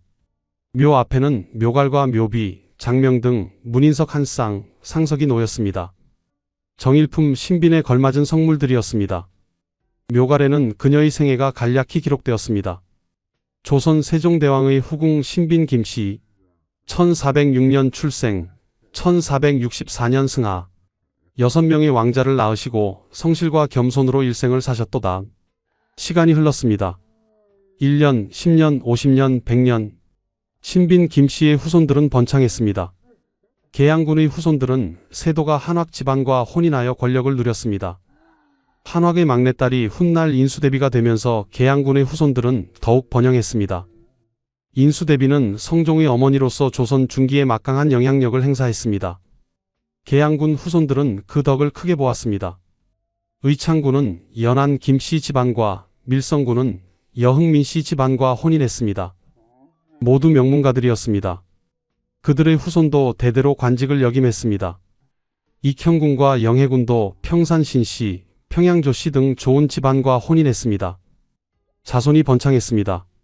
신빈 김씨의 자손들은 조선 역대 후궁들 중 가장 번창했습니다. 혜빈 양씨의 자손들은 모두 몰살당했고 다른 후궁들의 자손도 그렇게 번창하지 못했습니다. 하지만 신빈 김씨의 자손만은 달랐습니다. 왜일까요? 그것은 어머니의 성품 때문이었습니다. 겸손하고 성실했던 어머니를 닮아 자손들도 훌륭하게 살았습니다. 교만하지 않았고 권력을 탐하지 않았으며 서로 화목하게 지냈습니다. 역사가들은 신빈 김씨를 이렇게 평가했습니다. 세종이 가장 사랑한 후궁, 소원왕후와 진정한 우애를 나눈 유일한 후궁, 신분의 벽을 넘은 조선 최고의 신데렐라, 노비에서 정일품까지 성실함으로 이룬 기적, 조선시대 가장 모범적인 내명부의 상징. 실록에는 세종의 말이 그대로 남아 있습니다. 예로부터 궁녀의 세계에는 본래 귀천이 없었다. 이것은 단순한 말이 아니었습니다. 세종의 철학이었습니다. 신분이 무엇이 중요한가? 중요한 것은 사람의 마음이다. 신빈 김씨는 바로 그 증거였습니다. 노비로 태어났지만 양반보다 고귀한 마음을 가졌습니다. 궁녀였지만 왕비보다 성실했습니다. 후궁이었지만 정비와 우애를 나누었습니다. 신빈이었지만 교만하지 않았습니다. 세종은 바로 이것을 본 것입니다. 겉모습이 아니라 마음을, 신분이 아니라 인품을, 그래서 노비 출신 여인을 정일품까지 올린 것입니다. 그리고 소원왕후, 그녀도 위대한 여인이었습니다. 자신의 남편이 후궁을 사랑하는 것을 질투하지 않았습니다. 오히려 그 후궁을 신뢰하고 아꼈습니다. 심지어 자신의 막내 아들을 맡길 정도로 믿었습니다. 이것이 진정한 품격입니다. 질투하지 않고 시기하지 않고 상대를 인정하는 것. 소원왕후는 신빈 김씨의 인품을 알아보았습니다. 그래서 함께 조선 역사상 가장 평화로운 내명부를 만들었습니다. 500년이 넘는 조선 역사에서 이런 사례는 다시 나오지 않았습니다. 왕비와 후궁이 이렇게 화목하게 지낸 경우는 없었습니다. 대부분의 경우 질투와 음모, 갈등과 비극이 있었습니다. 희빈 장씨와 인현 왕후의 비극, 장녹수와 연산군의 관기, 수많은 후궁들이 권력을 탐하다가 멸문지화를 당했습니다. 하지만 신빈 김씨는 달랐습니다. 권력을 탐하지 않았고 교만하지 않았으며 겸손하게 살았습니다. 그 결과 자손이 번창하고 이름이 역사에 남았으며 오늘날까지 존경받고 있습니다. 1994년 12월 24일 신빈 김씨의 묘역은 경기도 기념물 제153호로 지정되었습니다. 530년이 지난 후에도 그녀는 기억되고 있었습니다. 그녀의 삶이 특별했기 때문입니다. 지금도 화성시에 가면 신빈 김씨의 묘를 볼 수 있습니다. 깔끔하게 관리된 묘역입니다. 후손들이 대대로 돌보고 있습니다. 매년 제사를 지내고 묘역을 정비하고 선조의 이야기를 자손들에게 전하고 있습니다. 묘 앞에 서면 생각하게 됩니다. 이 여인은 어떤 삶을 살았을까? 13세에 궁에 들어와 59세에 세상을 떠날 때까지 46년간 궁궐과 절에서 살았습니다. 노비로 태어났지만 정일품 신빈이 되었습니다. 세종대왕의 사랑을 받았고 소원왕후의 신뢰를 얻었으며 6명의 왕자를 낳았습니다. 조선 역사상 가장 극적인 인생이었습니다. 하지만 그녀가 가장 행복했던 시간은 언제였을까요?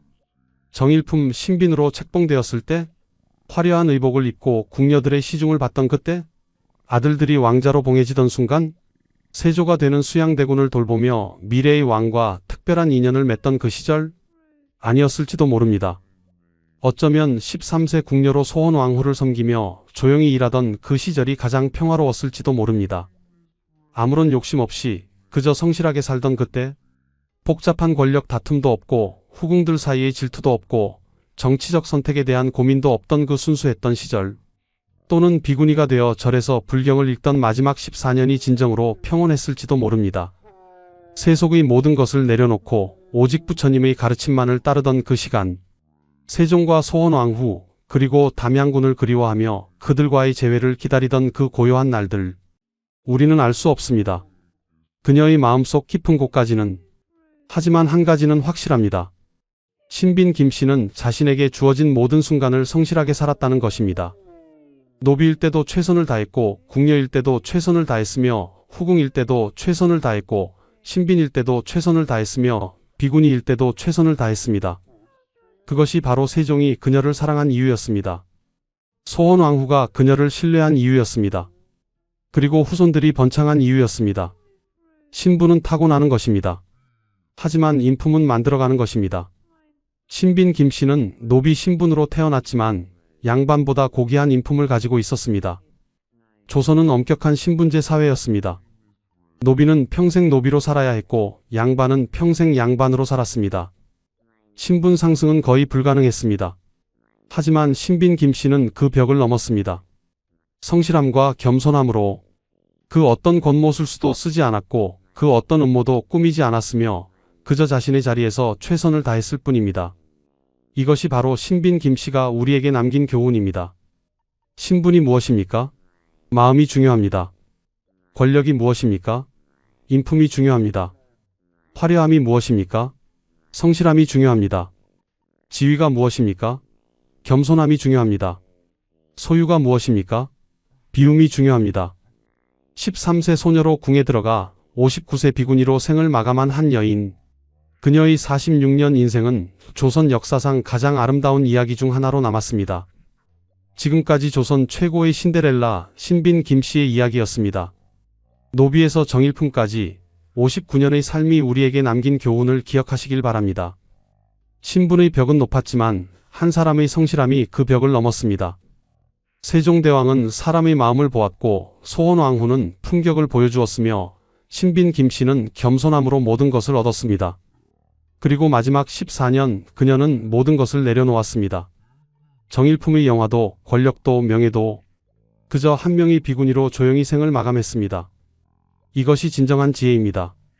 얻을 때를 알고 내려놓을 때를 아는 것. 신빈 김씨는 그것을 알았습니다.